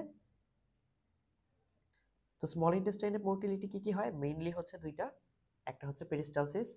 ঠিক আছে, মানে আমরা আগে যেরকম পড়ছি ঠিক সেম পেরিস্টালসিস, যে পেছনের দিকে কন্ট্রাকশন, সামনের দিকে রিল্যাক্সেশন। ঠিক আছে, পেছনের দিকে অ্যাসিটাইলকোলিন সাবস্টেন্স পি রিলিজ হয় সার্কুলার মাসেলে, সামনের দিকে হচ্ছে ভিআইপি আর হচ্ছে নাইট্রিক অক্সাইড, ঠিক আছে? সেম। এখন আমরা পড়ি হচ্ছে সেগমেন্টেশন কন্ট্রাকশন। দেখেন এই ইন্টেস্টাইনের এরিয়াতে ফুড চলে আসছে। তো এই ফুডটা কি করতেছে? এই ফুডটা হচ্ছে ইন্টেস্টাইনকে ডিস্টেন্ডেড করতেছে। এই ডিস্টেন্ডেড করার কারণে কি হইতেছে? ডিস্টেন্ডেড করার কারণে কিছু কিছু এরিয়াতে কন্ট্রাকশন হইতেছে, আর মাঝখানের এরিয়াগুলোতে রিল্যাক্সেশন হইতেছে। ঠিক আছে? রিল্যাক্সেশন হলে দেখেন একটা কম্পার্টমেন্টে ভাগ হয়ে যাইতেছে। আচ্ছা, ভাগ হয়ে যাইতেছে যে এই জন্য এটাকে বলা হয় সেগমেন্টেশন। এটাকে বলা হয় সেগমেন্টেশন। ঠিক আছে? আচ্ছা, এখন ধরেন এইখানে দেখা গেছে কি যে সেগমেন্টেশন তো হইতেছেই, পাশাপাশি হচ্ছে লেন্থটাও কমে যাইতেছে। ঠিক আছে? লেন্থটাও কমে যাইতেছে কন্ট্রাকশনের কারণে। আচ্ছা, আবার যেখানে যেখানে কন্ট্রাকশন আছে তার পরের বারই সেই জায়গায় রিল্যাক্সেশন, আর যেখানে যেখানে রিল্যাক্সেশন আছে সেই জায়গায় কন্ট্রাকশন। ঠিক আছে? এতে হইতেছে কি, দেখেন এইটাকে দুই ভাগে ভাগ করা যাইতেছে, এটাও দুই ভাগে ভাগ হয়ে যাইতেছে, এটাও দুই ভাগে ভাগ। ঠিক আছে? তাহলে ভাগ হয়ে গেলে এটা আবার এদিকে আসতেছে, এটাকে এদিকে আসতেছে, মানে কেটে ছেটে যে কোনোভাবেই হোক এটাকে মিক্স করার চেষ্টা করতেছে। ঠিক আছে? এবং এই দেখেন এটা কিন্তু সামনে পেছনে মুভ করতে পারবে, কিন্তু এখান থেকে এটা এদিকে আসতে পারবে না, বা এটাও এদিকে যেতে পারবে না। ঠিক আছে? তাহলে কি ঘটনাটা ঘটতেছে এখানে? এখানে আলটিমেটলি যেটা ঘটতেছে যে খাবারটা এই জায়গার মধ্যেই থাকবে, এদিকে সামনে যেতে পারে বা এদিক দিয়ে পিছনে আসতে পারে, আর কিছুই না। ঠিক আছে? তো এটাকে কি বলা হইতেছে? এটাকে বলা হইতেছে সেগমেন্টেশন কন্ট্রাকশন। কি? Segmentation contraction. ঠিক আছে? আশা করি বুঝতে প্রবলেম হওয়ার কথা না।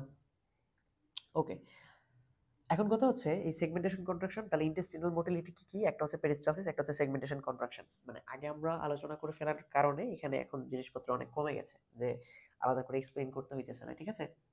ওকে, এখন কি কি ফ্যাক্টর আছে যেগুলো ইন্টেস্টিনাল মোটিলিটি বাড়ায়? ঠিক আছে?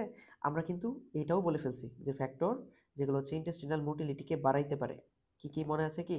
আশা করি মনে আছে যে মোটিলিটি বাড়ানোর জন্য কাজ করে হচ্ছে কোলেসিস্টোকাইনিন, ইনসুলিন। ঠিক আছে? Insulin, cholecystokinin, motilin. এখানে একটা কথা বলে রাখি যে নর্মালি তো পেরিস্টালসিস হয় যখন আমাদের ইন্টেস্টাইনে ফুড থাকে, বাট যখন ধরেন ইন্টেস্টাইনে ফুড থাকে না, খাবার থাকে না, ঠিক আছে, তখন দেখা যায় কি এই মোটিলিন রিলিজ হইতেছে। ঠিক আছে? এবং এই মোটিলিন রিলিজ হওয়ার কারণে কি হয়? কন্ট্রাকশন হয়। ঠিক আছে? এবং এটাকে বলা হয় এমএমসি, মাইগ্রেটিং মোটর কমপ্লেক্স। কেন হয়? কারণ আমরা যে খাবার খাই, খাওয়ার পরে এই খাবারটা ধরেন ইন্টেস্টাইনে আসছে, এই মাইগ্রেটরি মোটর কমপ্লেক্সের কারণে ইন্টেস্টাইন থেকে এগুলো আবার মানে লার্জ ইন্টেস্টাইনের দিকে আসতে থাকে। ঠিক আছে? এতে হয় কি, ওই জায়গাটা ফাঁকা হয় যেন আমরা খাবার দাবার খেলেই স্টোমাকে যেতে পারে এবং স্টোমাক থেকে সাথে সাথে আবার ইন্টেস্টাইনে চলে আসতে পারে। ঠিক আছে? ওকে, তাহলে মোটিলিন, কোলেসিস্টোকাইনিন। তারপরে দেখেন আমরা আবার এটাও জানি যে গ্যাস্ট্রিক বা হচ্ছে স্টোমাকে খাবার যাওয়ার পরে আমাদের ইন্টেস্টিনাল মোটিলিটি বাড়ে। তাহলে সেটাকে কি বলতেছিলাম? যে এন্টেরিক গ্যাস্ট্রো এন্টেরিক রিফ্লেক্স। ঠিক আছে? তাহলে আবার আরেকটা ছিল কি? সেরোটোনিন। এই সবগুলোর কারণে কি হইতো? আমার মোটিলিটি বেড়ে যাইতো। আর মোটিলিটি কমে যায় কখন? মোটিলিটি কমে যায় কখন? এটাও পড়ছি আমরা। একটা ছিল হচ্ছে ইনসুলিনের উল্টা মানে গ্লুকাগন, আর একটা ছিল হচ্ছে সিক্রেটিন। ওকে, ঠিক আছে? আচ্ছা, তাহলে এখন এটা তো নর্মালি হইতেছে, বাট কোনো সময় যদি এরকম হয় যে কোনো একটা ইনফেকশিয়াস এজেন্ট এখানে চলে আসছে, ঠিক আছে, তো তখন দেখা যাবে যে ইন্টেস্টাইন থেকে অনেক বেশি সিক্রেশন হইতেছে। কেন? যেন ওই ইনফেকশিয়াস এজেন্টটাকে ডাইলিউটেড করে দেওয়া যায়। পাশাপাশি এখানে অনেক বেশি ফাস্ট কন্ট্রাকশন হয়। ঠিক আছে? কন্ট্রাকশন অনেক ফাস্ট হয়। এই ফাস্ট কন্ট্রাকশন হওয়ার কারণে কি হয়? মানে পেরিস্টালসিস তাড়াতাড়ি হওয়ার কারণে কি হয়? এই দুইটা মিলে চেষ্টা করে যে তাড়াতাড়ি যেন এটা বডি থেকে বের হয়ে যায়। ঠিক আছে? তখন আলটিমেটলি কি দেখা যায়? তখন আলটিমেটলি দেখা যায় হচ্ছে পেরিস্টালটিক রাশ। পেরিস্টালটিক রাশ। ঠিক আছে? ওকে, আচ্ছা, তাহলে পেরিস্টালটিক রাশ আমরা বুঝে ফেলছি। এখন দেখেন এই যে এখানে কিছু কথা বলা আছে, এগুলো আসলে কমন সেন্স বলা যায়, আমরা অলরেডি দেখেও ফেলছি এগুলা। ঠিক আছে? যে খাবার যদি স্টোমাকে আসে সেটার কারণে ইন্টেস্টাইনের মুভমেন্ট বেড়ে যায়, এটাকে বলতেছিলাম আমরা গ্যাস্ট্রোএন্টেরিক রিফ্লেক্স। সেটার কারণে আমাদের কোলনের মুভমেন্ট বেড়ে যায়, সেটাকে বলা হইতেছে গ্যাস্ট্রোকোলিক রিফ্লেক্স। ঠিক আছে? আবার দেখেন ইলিয়াম থেকে খাবার যেহেতু এখানে আসতেছে, ঠিক আছে, তখন কি হইতেছে? ইলিওসিকাল যে স্ফিংক্টারটা সেটা রিল্যাক্স করতেছে, সেটাকে বলতেছি গ্যাস্ট্রো ইলিয়াল রিফ্লেক্স। ঠিক আছে? ইলিওসিকাল যে স্ফিংক্টারটা সেটা কি করতেছে? এটা হচ্ছে রিল্যাক্স করতেছে, বা এটাকে ইলিওকোলিক স্ফিংক্টারও বলা যেতে পারে। ঠিক আছে? ওকে, আবার দেখেন যদি এখানে কোনো ইরিটেটিভ সাবস্টেন্স থাকে, ওটা কি করবে? এটা চাবে এখানে চলে আসতে। ঠিক আছে? তার মানে এখানে তখন মোটিলিটি বেড়ে যাবে। আর এখানে যদি কোনো ইরিটেটিভ সাবস্টেন্স থাকে সেটাও চাবে এদিকে মোটিলিটি বাড়ায় দিতে, বাট সে তখন চাবে না যে এদিক থেকে কিছু এখানে আসুক। ঠিক আছে? ওকে। আর যখন দেখা যাবে যে অলরেডি এই জায়গাটাতে অনেক বেশি ফুটবলার্স আছে, তখন কি সেটা হচ্ছে এখানে ডিস্টেনশন হওয়ার কারণে আলটিমেটলি চাইবে কি এখান থেকে এদিকে আর ফুটবলার্স না আসুক, তখন ইলিওসিক্যাল স্ফিংটার বা ইলিওকোলিক স্ফিংটারকে সে কি করবে, কন্ট্রাকশন করবে। ঠিক আছে? যার কারণে আলটিমেটলি এটা এদিকে আর আসতে পারবে না এবং এই লোয়ার স্মল ইন্টেস্টাইনের মুভমেন্ট কিছুটা কমাই দেবে। ওকে, আচ্ছা এটাই লিখছে এইখানে আর কি কন্টেন্ট হিসেবে দিছে যে এমপ্টিং অফ অ্যাট দ্য ইলিওসিক্যাল ভালভ, মানে মেইন কথা হচ্ছে অনেকটা হচ্ছে কমন সেন্সের মতো এখানে। ঠিক আছে? ওকে, এখন দেখেন আমরা একটু লার্জ ইন্টেস্টিনাল মুভমেন্ট নিয়ে যদি দেখি, এখন আমাদের স্মল ইন্টেস্টাইন থেকে ফিকাল ম্যাটেরিয়ালগুলো লার্জ ইন্টেস্টাইনে চলে আসছে। ঠিক আছে? এখন এখানেও কি হবে, কিছুটা মিক্সিং মুভমেন্ট হবে এবং বাকিটা পেরিস্টালসিস হয়ে ফিকাল ম্যাটেরিয়ালগুলো সামনের দিকে মুভ করবে। তাহলে লার্জ ইন্টেস্টাইনের যে মিক্সিং মুভমেন্টটা, এটাকে স্পেশাল নামে বলা হয় হস্ট্রেশন। কি হস্ট্রেশন? কেন? আচ্ছা আমরা এটাকে বিস্তারিত পড়ি তাহলে বুঝতে পারবো কেন হস্ট্রেশন বলা হয়। তো এটা হচ্ছে আমাদের লার্জ ইন্টেস্টাইন। আচ্ছা এটা হচ্ছে আমাদের লার্জ ইন্টেস্টাইন। এই লার্জ ইন্টেস্টাইনে কি আমাদের যে লঙ্গিচুডিনাল এবং সার্কুলার লেয়ার আছে, সেই সার্কুলার এবং লঙ্গিচুডিনাল লেয়ারে কি হয় দেখেন, ধরেন এখানে হচ্ছে আমাদের ফিকাল ম্যাটেরিয়ালগুলো আছে। ঠিক আছে? আমরা নর্মালি যেরকম দেখছি সেগমেন্টেশন কন্ট্রাকশনে যেরকম হয়, এখানেও ঘটনাটা প্রায় সেম। ঠিক আছে? যে এগুলা হচ্ছে বিভিন্ন খণ্ডে খণ্ডে প্রত্যেকটা জায়গায় মনে হয় ভাগ হয়ে যাইতেছে এবং কিছু কিছু জায়গায় অনেক বেশি কন্ট্রাকশন এবং দুইটা কন্ট্রাকশনের মাঝখানে হচ্ছে রিল্যাক্সেশন। ঠিক আছে? এবং এর জন্য স্মল ইন্টেস্টাইনে লার্জ ইন্টেস্টাইনে মেইনলি দেখা যায় কি, লার্জ ইন্টেস্টাইনে মেইনলি দেখা যায় মনে হয় যে এগুলো হচ্ছে একটা ব্যাগ লাইক স্ট্রাকচার ফর্ম করতেছে। ঠিক আছে? কেমন? একটা ব্যাগের মতো, মানে কাইন্ড অফ আমি যদি দেখাতে চাই, এরকম মনে হয় যে একটা মনে হয় যে ব্যাগের মতো হয়ে যেতেছে। ঠিক আছে? যে মাঝখানে হচ্ছে এই যে ধরেন এই জায়গাগুলোতে আমাদের ফিকাল ম্যাটেরিয়ালটা আছে, আর এখানে কি যে সার্কুলার মাসেল কন্ট্রাক্টেড হয়ে গেছে এবং লঙ্গিটিউডিনাল মাসেলগুলো কন্ট্রাক্টেড হয়ে গেছে, যার কারণে এটা একটা ব্যাগ লাইক স্ট্রাকচারে পরিণত হয়ে গেছে। ঠিক আছে? এবং এই ব্যাগ লাইক স্ট্রাকচারকে বলা হয় কি, হস্ট্রা। ঠিক আছে? হস্ট্রা। তার মানে কি এখানে হস্ট্রা ফর্মেশন হইতেছে। আবার একটু পরে কি হবে, এই যে জায়গাগুলো এখন কন্ট্রাক্টেড হয়ে আছে, ঠিক আছে, এই কন্ট্রাক্টেড জায়গাগুলো একটু পরে কি হবে, রিল্যাক্সড হয়ে যাবে, তাই না? এবং এই জায়গাগুলোতে তখন দেখা যাবে কি মাসেল কনস্ট্রিক্ট করতেছে, তাই তো? হ্যাঁ। তো তখন এই যে চলতে থাকতেছে এবং এখানে কি হবে, এখানে বিভিন্ন ধরনের দেখা যাবে যে মিউকাসের সাথে এদেরকে মিশাবে। ঠিক আছে? এবং এখান থেকে ভিটামিন বা আদার মিনারেলস গুলা অ্যাবজর্ব করে নেবে। তাহলে এই যে মুভমেন্ট, এটাকে কি বলা হবে, এটাকে বলা হয় হস্ট্রেশন। ঠিক আছে? আচ্ছা, এখন হস্ট্রেশন হয়ে গেল। হস্ট্রেশন হওয়ার পরে কি, এখন এখন মনে করেন যে সব নিউট্রিয়েন্টস আমাদের অ্যাবজর্ব করা শেষ, এখানে খাবার ফিকাল ম্যাটেরিয়ালগুলো থাকতেছে। দেখেন, তারপরে আমরা যখন একটা খাবার খাবো, কোনো খাবার খাওয়ার পরে তো আমাদের কি হবে, আমরা তো পড়ছি যে খাবার খাওয়ার পরে আমাদের গ্যাস্ট্রো কোলিক রিফ্লেক্স হয়, তাই না? আচ্ছা, আবার দেখেন ডুওডেনোকোলিক রিফ্লেক্সও কিন্তু হয়, যে ডুওডেনামে যখন খাবার যায়, তাই না? ওকে, তাহলে এই ডুওডেনোকোলিক রিফ্লেক্স দেখা যাবে কি যে এই যে খাবার খাওয়ার পরে যখন গ্যাস্ট্রোকোলিক রিফ্লেক্স এবং ডুওডেনোকোলিক রিফ্লেক্সের কারণে কি হবে, এরা স্টিমুলেট করবে হচ্ছে কোলনের মুভমেন্টকে। তখন কি হবে, এই কোলনের মুভমেন্টকে স্টিমুলেট করার কারণে কোলনে আলটিমেটলি পেরিস্টালসিস দেখা যাবে। এবং তখন মুভমেন্টটা কেমন হবে, দেখা যায় যে আমরা যখন হচ্ছে নর্মালি খাবার খাই, খাবার খাওয়ার 10 থেকে 30 মিনিট পর্যন্ত এই মুভমেন্টটা চলতে থাকতে পারে। ঠিক আছে? তারপরে এবং এটা চলে যেতে পারে এবং প্রতিদিন প্রায় 1 থেকে 3 বার এটা মানে এরকম পেরিস্টালসিস হতে পারে। এবং সকালে দেখা যায় যে মর্নিং যে ব্রেকফাস্টটা হয়, ব্রেকফাস্ট হওয়ার পরে মোটামুটি এটা অনেক তাড়াতাড়ি শুরু হয়ে যায়। ঠিক আছে? এবং আমরাও কিন্তু দেখি যে এবং আমাদের ব্রেকফাস্টের পরে কেন যেন মনে হয় যে আমাদের মানে আর্জেন্সি হয়ে যায় যে আমাদের ডেফিকেট করতে হবে। ওকে, তাহলে আমরা এটাকে বলতেছি কি, যে আমরা এটাকে বলতেছি হচ্ছে কি বলবো, যে পেরিস্টালসিস। ওকে, এখন এই পেরিস্টালসিসে কি হয়, একটা huge amount of faecal material সামনে চলে যায়। ঠিক আছে? তো এই যে মাস অ্যামাউন্টে চলে যাইতেছে, এই জন্য এটাকে আমরা বলবো হচ্ছে মাস মুভমেন্ট। মাস মুভমেন্ট। ঠিক আছে? Okay, mass movement. এখানে এখন কি হয় আমরা যদি একটু দেখি, দেখেন আমি একটা চিত্র অলরেডি এঁকে রাখছি যাতে হচ্ছে সময় কম লাগে। তো দেখেন এইগুলো হচ্ছে আমাদের কোলন। ঠিক আছে? কোলনের স্ট্রাকচার। তো হবে কি যে কোলনের কোথাও খুব স্ট্রং কন্ট্রাকশন হবে এবং পরবর্তী প্রায় 20 সেন্টিমিটার বা তারও বেশি জায়গা জুড়ে কি হবে, রিল্যাক্সেশন হবে। ঠিক আছে? তাহলে এই যে একটা জায়গায় কন্ট্রাকশন হইতেছে, বাকি জায়গা জুড়ে রিল্যাক্সেশন হইতেছে, এতে কি এই যে লার্জ অ্যামাউন্টের যে ফিকাল ম্যাটেরিয়াল, এই ফিকাল ম্যাটেরিয়ালগুলো এই কন্ট্রাকশনের কারণে সামনের দিকে মুভ করবে। আচ্ছা, যখন ওইটা আবার সামনের দিকে চলে আসবে, এখানে আবার সেম ঘটনা ঘটবে, বাকি জায়গাতে আবার 20 সেন্টিমিটার ধরে রিল্যাক্সেশন হবে। ঠিক আছে? তো এই কারণে আলটিমেটলি কি হবে, ফিকাল ম্যাটেরিয়ালগুলা একদম মানে মাস আকারে সামনের দিকে চলে যাবে। ঠিক আছে? এবং এই জন্য এটাকে আমরা কি বলবো, এটাকে আমরা বলতেছি হচ্ছে ম্যাস মুভমেন্ট। ঠিক আছে? এটাকে কি বলবো, ম্যাস মুভমেন্ট। আচ্ছা, এই যে ম্যাস মুভমেন্ট হচ্ছে, এখানে দেখা যাবে কি যে এই যে কন্ট্রাকশন গুলো হচ্ছে, দেখা যাবে যে 30 সেকেন্ড ধরে আমাদের এই ইন্টেন্সিটিটা বাড়তেছে। ঠিক আছে? যে এই যে স্ট্রং কন্ট্রাকশনের যে ইন্টেন্সিটিটা প্রায় 30 সেকেন্ড ধরে বাড়তে থাকতেছে, এবং 30 সেকেন্ড বাড়ার পরে তারপরে দেখা যাবে পরবর্তী 2 থেকে 3 মিনিট এই কন্ট্রাকশনের যে ইনক্রিজ হয়েছিল এটা হচ্ছে অনেক কমে যাবে পরবর্তী 2 থেকে 3 মিনিটে। ঠিক আছে? এবং আলটিমেট রেজাল্টটা কি হবে, এগুলোর কারণে ফিকাল ম্যাটেরিয়ালগুলো সামনের দিকে চলে আসবে, যেটা পরবর্তীতে কি করতে পারে, ডেফিকেশন রিফ্লেক্সকে স্টিমুলেট করতে পারে। ঠিক আছে? ওকে, এখন আমরা তো দেখলাম এগুলো এগুলো হচ্ছে। কোনো কারণে যদি এরকম হয় যে, আচ্ছা এগুলো কার জন্য হচ্ছে, প্রথম কথা এগুলো কিন্তু আমাদের মাইন্টেরিক প্লেক্সাসের জন্য হচ্ছে, তাই না? মাইন্টেরিক প্লেক্সাস।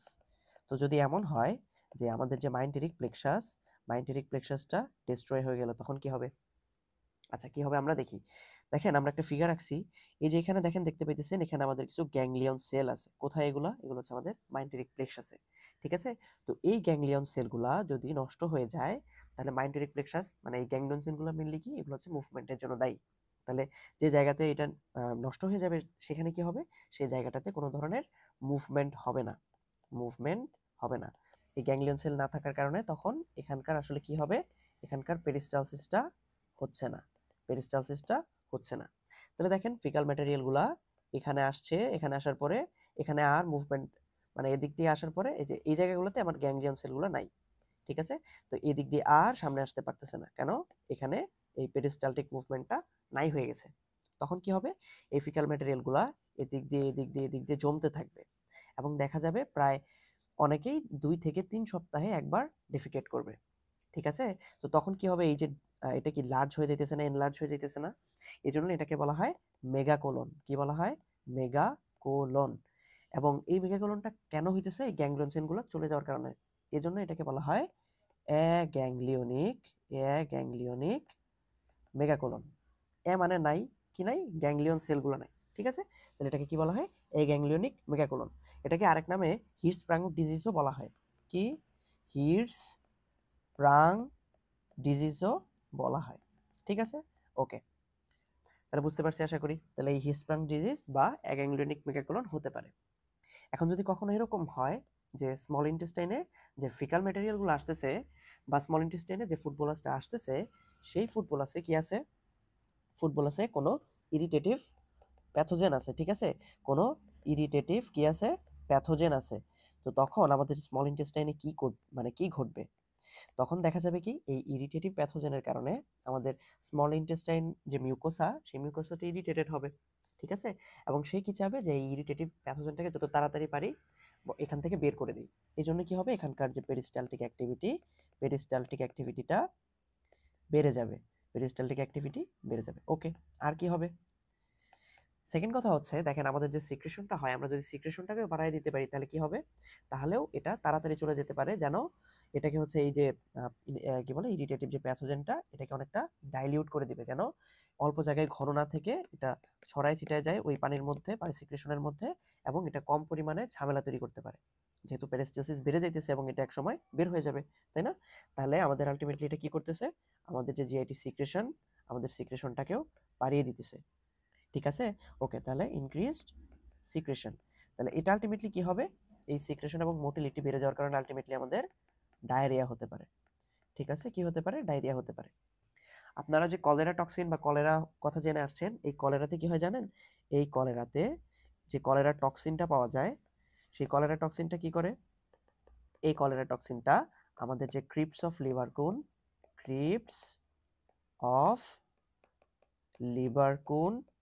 এই ক্রিপস অফ লিভারকুনে কি করে, স্টিমুলেট করে। ঠিক আছে? এই ক্রিপস অফ লিভারকুনে স্টিমুলেট করার কারণে এখান থেকে এক্সেস পরিমাণে ইলেকট্রোলাইট এবং বিভিন্ন ফ্লুইড সিক্রেট হয়ে যায়। ঠিক আছে, তাহলে এটা কি করে, এক্সেস পরিমাণ ফ্লুইড এবং ইলেকট্রোলাইট সিক্রেট করে ফেলে। ঠিক আছে, ইলেকট্রোলাইট সিক্রেট করে ফেলে। ওকে, আচ্ছা তাহলে এটা কি, এটা আমরা দেখলাম ইরিটেটিভ প্যাথোজেনের কারণে কি ঘটনা হতে পারে, এবং এটা যে কিন্তু আমাদের জন্য ভালো যে এই প্যাথোজেনটা যেন আমাদের বডির ব্লাডে চলে না আসে, এই জন্য একটা প্রোটেক্টিভ মেকানিজম হিসেবে আপনি বলতে পারেন। ওকে, এটা তো একটা গেল।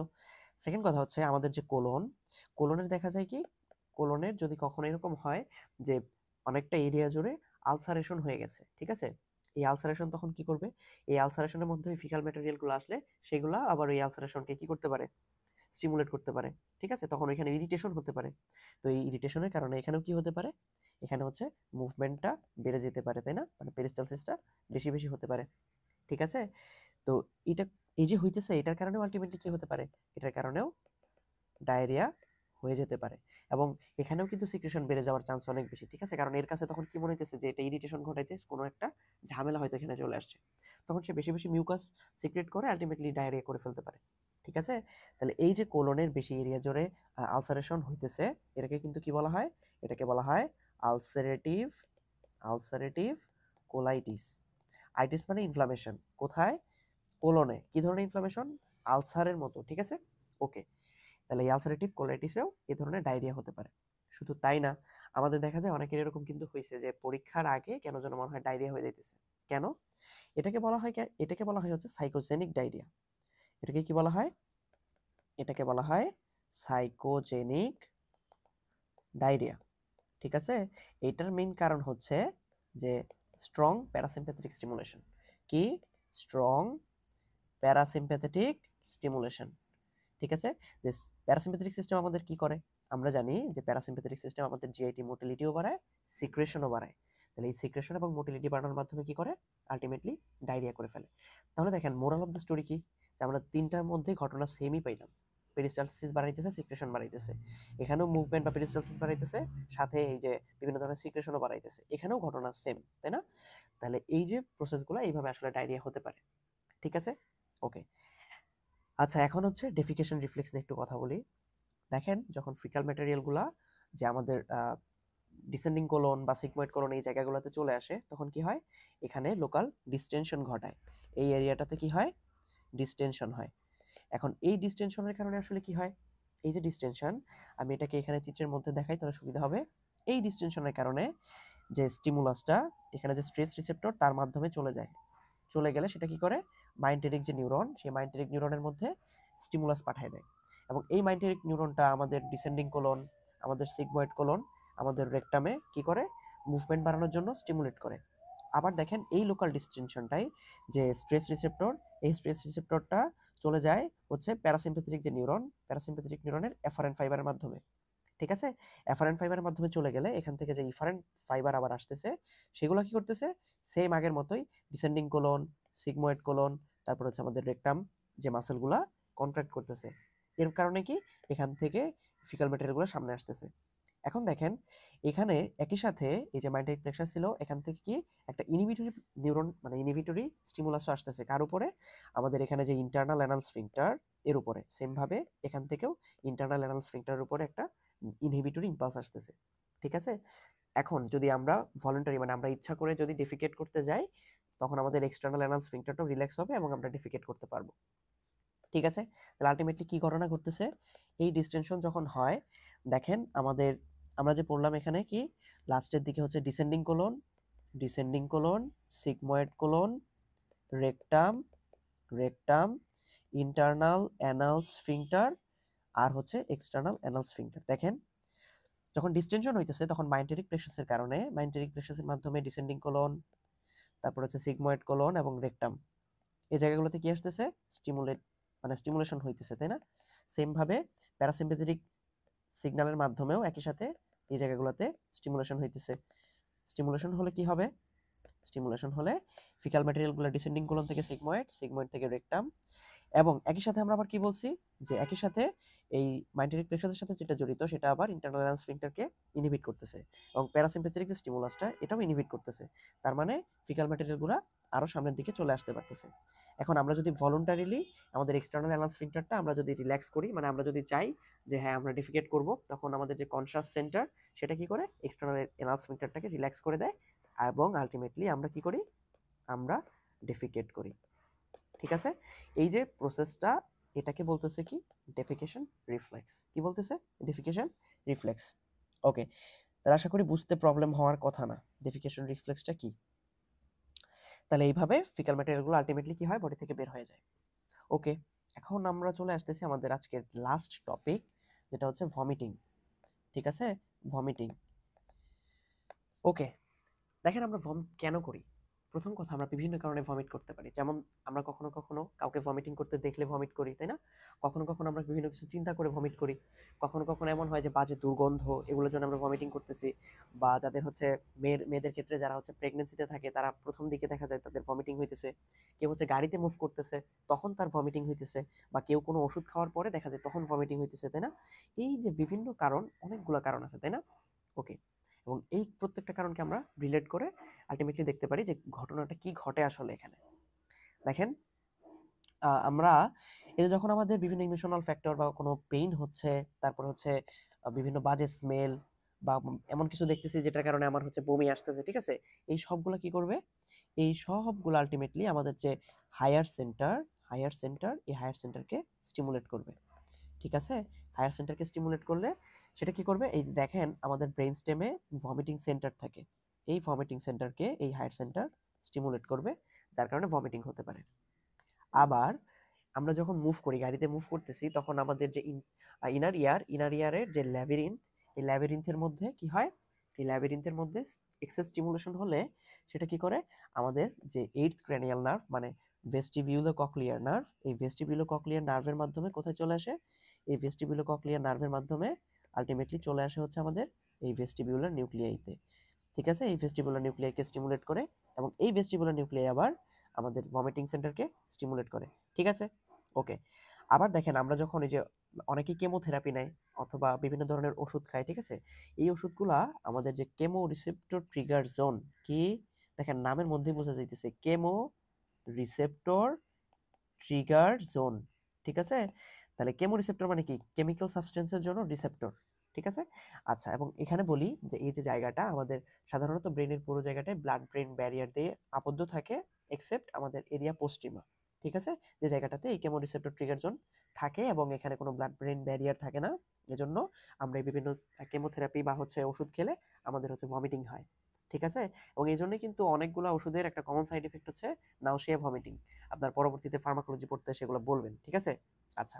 আবার দেখেন প্রেগনেন্সি, মায়েরা যখন প্রেগনেন্সিতে থাকে তখন তাদের হিউম্যান কোরিয়নিক গোনাডোট্রপিনের পরিমাণ বেড়ে যায়, তারপরে হচ্ছে তাদের ইস্ট্রোজেন, প্রোজেস্টেরন এই লেভেলও বেড়ে যেতে পারে। ঠিক আছে, তো এগুলো আলটিমেটলি কি করবে, এগুলো আলটিমেটলি হচ্ছে আমাদের এই ভমিটিং সেন্টারকে স্টিমুলেট করতে পারে। ঠিক আছে, এবং এই ভমিটিং সেন্টারকে স্টিমুলেট করলে সেখান থেকে ভমিটিং হতে পারে। ঠিক আছে, আবার দেখেন বিভিন্ন ধরনের হচ্ছে ইরিটেটিভ সাবস্টেন্স, যেগুলো হচ্ছে গ্যাস্ট্রিক মিউকোসা বা হচ্ছে জিআইটিতে চলে আসলে কি হয়, আমাদের যে এন্টেরোক্রোমাফিন সেল আছে, ওই এন্টেরোক্রোমাফিন সেলগুলো সেরোটোনিন রিলিজ করে। এই সেরোটোনিনগুলা আমাদের যে জিআইটিতে যে ভেগাস নার্ভ আছে, এই ভেগাস নার্ভকে স্টিমুলেট করতে পারে। ঠিক আছে, এই ভেগাস নার্ভকে স্টিমুলেট করলে এই ভেগাস নার্ভ থেকে আবার সেম ভাবে ইনফরমেশনটা চলে যায় আমাদের এই ভমিটিং সেন্টারে। ঠিক আছে, এই ভমিটিং সেন্টারে চলে গেলে তখন কি হয়, আমাদের ভমিটিং হয়।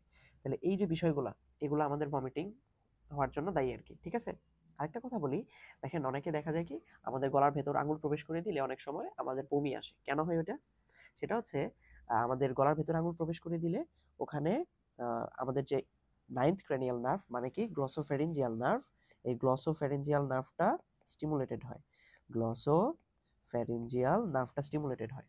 এই গ্লসোফ্যারিঞ্জিয়াল নার্ভের মাধ্যমে ইনফরমেশনটা চলে যায় আমাদের নিউক্লিয়াস ট্র্যাক্টাস সলিটারিয়াসে, এই নিউক্লিয়াস ট্র্যাক্টাস সলিটারিয়াস থেকে আলটিমেটলি আমাদের ভমিটিং সেন্টারে। ঠিক আছে, ভমিটিং সেন্টারে চলে গেলে কি হবে, এখন ভমিটিং সেন্টার আমার বডিকে বলবে যে হ্যাঁ আমার বডি এই চেঞ্জ আসুক যার কারণে আমি ভমিট করতে পারি। তাহলে আমার বডিতে যে যে সকল চেঞ্জের মাধ্যমে আমরা আলটিমেটলি ভমিটিং করব সেটাকে আমরা কি বলবো? সেটাকে বলবো ভমিটিং অ্যাক্ট। কি বলবো? Vomiting act. ওকে, এখন দেখি ভমিটিং অ্যাক্টে কি ঘটনাগুলো ঘটে।